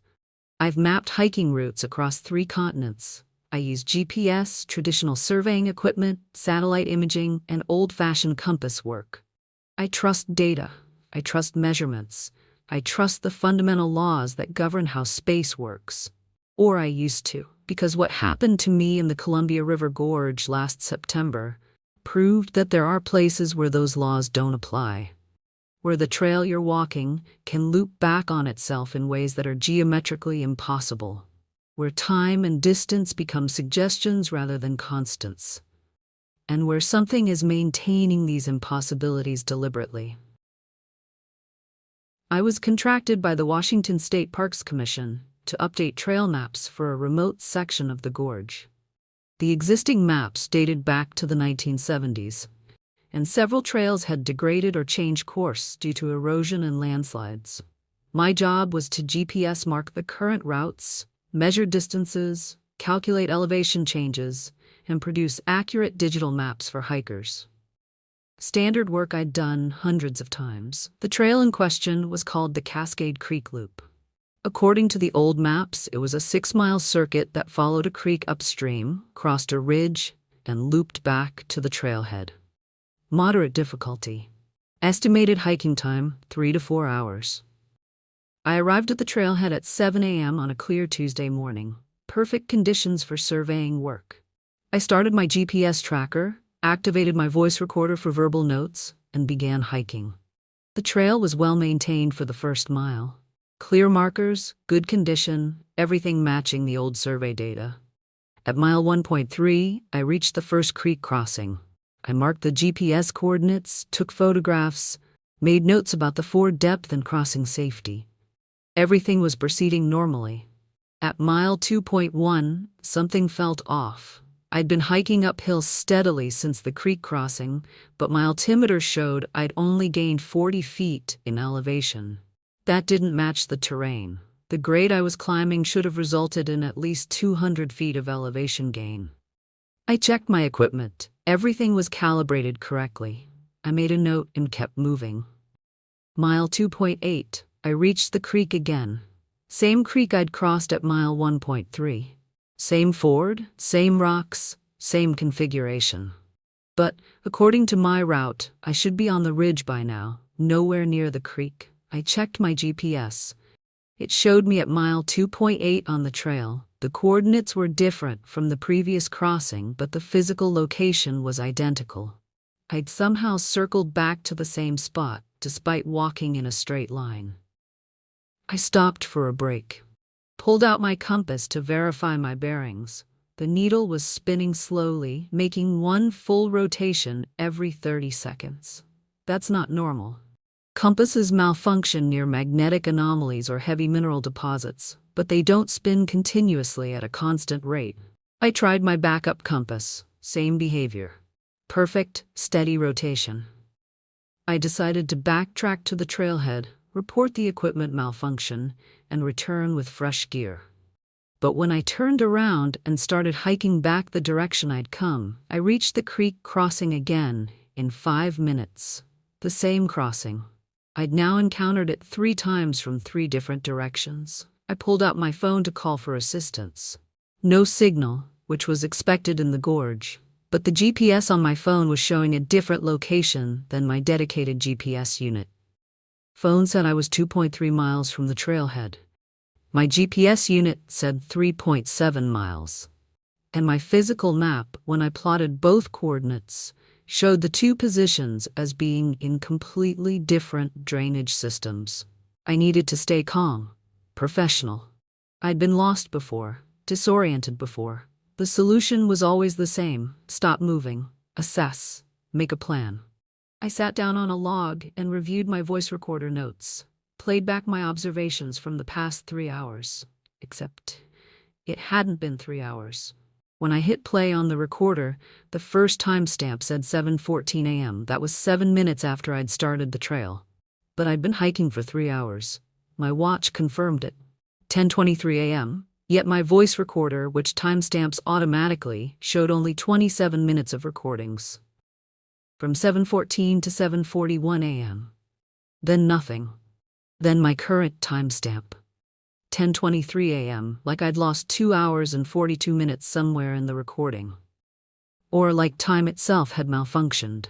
I started hiking again, picked a direction at random due east according to my spinning compass, and walked for what my watch measured as 1 hour. My GPS said I'd covered 3.2 miles, but when I stopped and looked around, I was at the creek crossing again. 4th time. Same rocks, same ford, same configuration. And that's when I noticed the cairn. A small stack of rocks next to the crossing. I hadn't seen it the first 3 times, but it was definitely there now. And on top of the cairn was a piece of paper, weighted down with a stone. I approached it carefully. The paper was weathered but intact. Written in pen were coordinates, not the standard decimal format, but the old degree minute second notation. And below the coordinates, a message. You're looping. Don't try to leave. Wait for reset. Reset. What the hell did that mean? And who had left this note? I looked around. No sign of any other hikers. No footprints except my own. The note could have been there for years, but it was too intact, too clean for that. Someone had placed it recently, for me specifically. Because I was looping, I checked the coordinates written on the note against my GPS. They pointed to a location approximately 400 yards northeast of the crossing. Off trail. I had 2 options: keep looping indefinitely, or investigate the coordinates. I chose investigation. I pushed through the undergrowth toward the coordinates. Dense vegetation, no trail, rough going. But after about 20 minutes I reached the location. It was a small clearing, maybe 15 feet across, and in the center of that clearing was a survey marker. Old, probably from the 1960s based on the style, but that wasn't what made me stop breathing. Around the survey marker there were objects, personal items, a water bottle, a GPS unit, a compass, a map, all arranged in a circle around the marker. I picked up the GPS unit. It was a Garmin model from around 2015. I turned it on. Dead battery. The compass was newer, maybe 2018. The water bottle had a Park Service logo dated 2021. Different years, different people. All of them had been to this clearing. All of them had left their equipment. And then I found the notebooks. 3 of them. stacked neatly next to the survey marker. I opened the first one. Written inside were GPS coordinates, timestamps, and notes. Different handwriting than the note at the creek crossing. The entries described the same experience I was having. Looping trail. Time discrepancies. Malfunctioning equipment. The final entry said, Day 3 in the loop. Food running low. Time keeps skipping. Have been at creek crossing 14 times now. Saw myself. Version of me from yesterday. We made eye contact. She looked as terrified as I feel. Going to coordinates from the Cairn note. Maybe there's a way out. The entry was dated September 17, 2018. 7 years ago. This woman, whoever she was, had been trapped in the same loop I was experiencing. And based on the GPS unit in the clearing, she'd made it here. But her equipment was still present. Which meant she either got out without it, or she never got out at all. The second notebook was from 2021. Similar entries. Same phenomenon. The writer noted that he'd encountered temporal echoes, versions of himself from different iterations of the loop, existing simultaneously in the same space. He described seeing 3 instances of himself at the creek crossing, all of them trying to navigate out using different strategies. The final entry said, The trail is not a loop in space, it's a loop in time. Every time I reset, I'm not going back to the beginning. I'm starting a new layer, and all the old layers are still here, still hiking, still trying to get out. I can see them now. Dozens of versions of myself. All trapped, all looping. Need to find the center, need to find what's causing this. The third notebook was from June of this year. Just 4 months ago. The handwriting was shaky, panicked. The entries were short. Loop count, 47. Time dilations increasing. Saw the center. Don't go to the center. It's aware. It knows we're trapped. It's studying us, watching how we react, how we try to escape. This is a maze. We're the experiment. It learns from us. The final entry in that notebook made my hands shake. It said, if you're reading this, you're already in the loop. The Cairn note will appear on your 4th crossing. You'll find this clearing. You'll read these notebooks. This is part of the pattern. It wants us to understand we're trapped. That awareness is part of the test. Don't try to reach the center. Don't try to confront it. Just wait. Eventually, you'll reset hard enough to break through. Some of us make it out. Not many. But some. Your only chance is to stop trying to navigate. Stop using logic. Let the trail take you. Stop resisting. That's the only way through. I put down the notebook, looked at my watch. 2:47 p.m. I'd been in this loop for nearly 8 hours. And if the notebooks were right, if time was dilating, it might be days in the outside world. Search parties might be looking for me. Or they might have given up. I made a decision. I was a cartographer. I mapped impossible terrain. If this trail was looping through time and space, I'd document it, map it, understand it. I spent the next 6 hours hiking the trail repeatedly. Each time I marked my route, recorded timestamps, noted every detail. I encountered the creek crossing 32 times. I saw myself twice, different versions. One of them was from hours earlier, still looking confused. The other was from what might have been days later, looking gaunt and exhausted. And then on the 33rd crossing, something changed. The cairn was gone. The creek looked different. The rocks were in slightly different positions. I checked my GPS. The coordinates had shifted, not by much, just a few meters. But it was different. I'd broken out of the primary loop. I was in a new layer.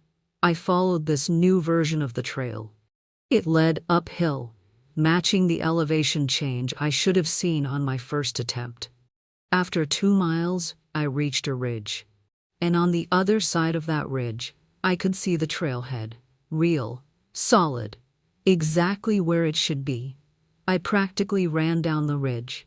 Reached the trailhead at what my watch said was 9:34 p.m., 14 hours since I'd started. But when I checked my phone, which had been in airplane mode, the date was wrong. It said September 24th. I'd started the trail on September 19th. 5 days. I'd been in that loop for 5 days, even though my watch and my memory only recorded 14 hours.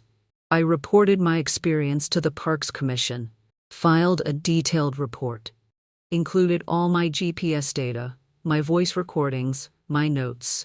They were professional, took everything I submitted, thanked me for the update.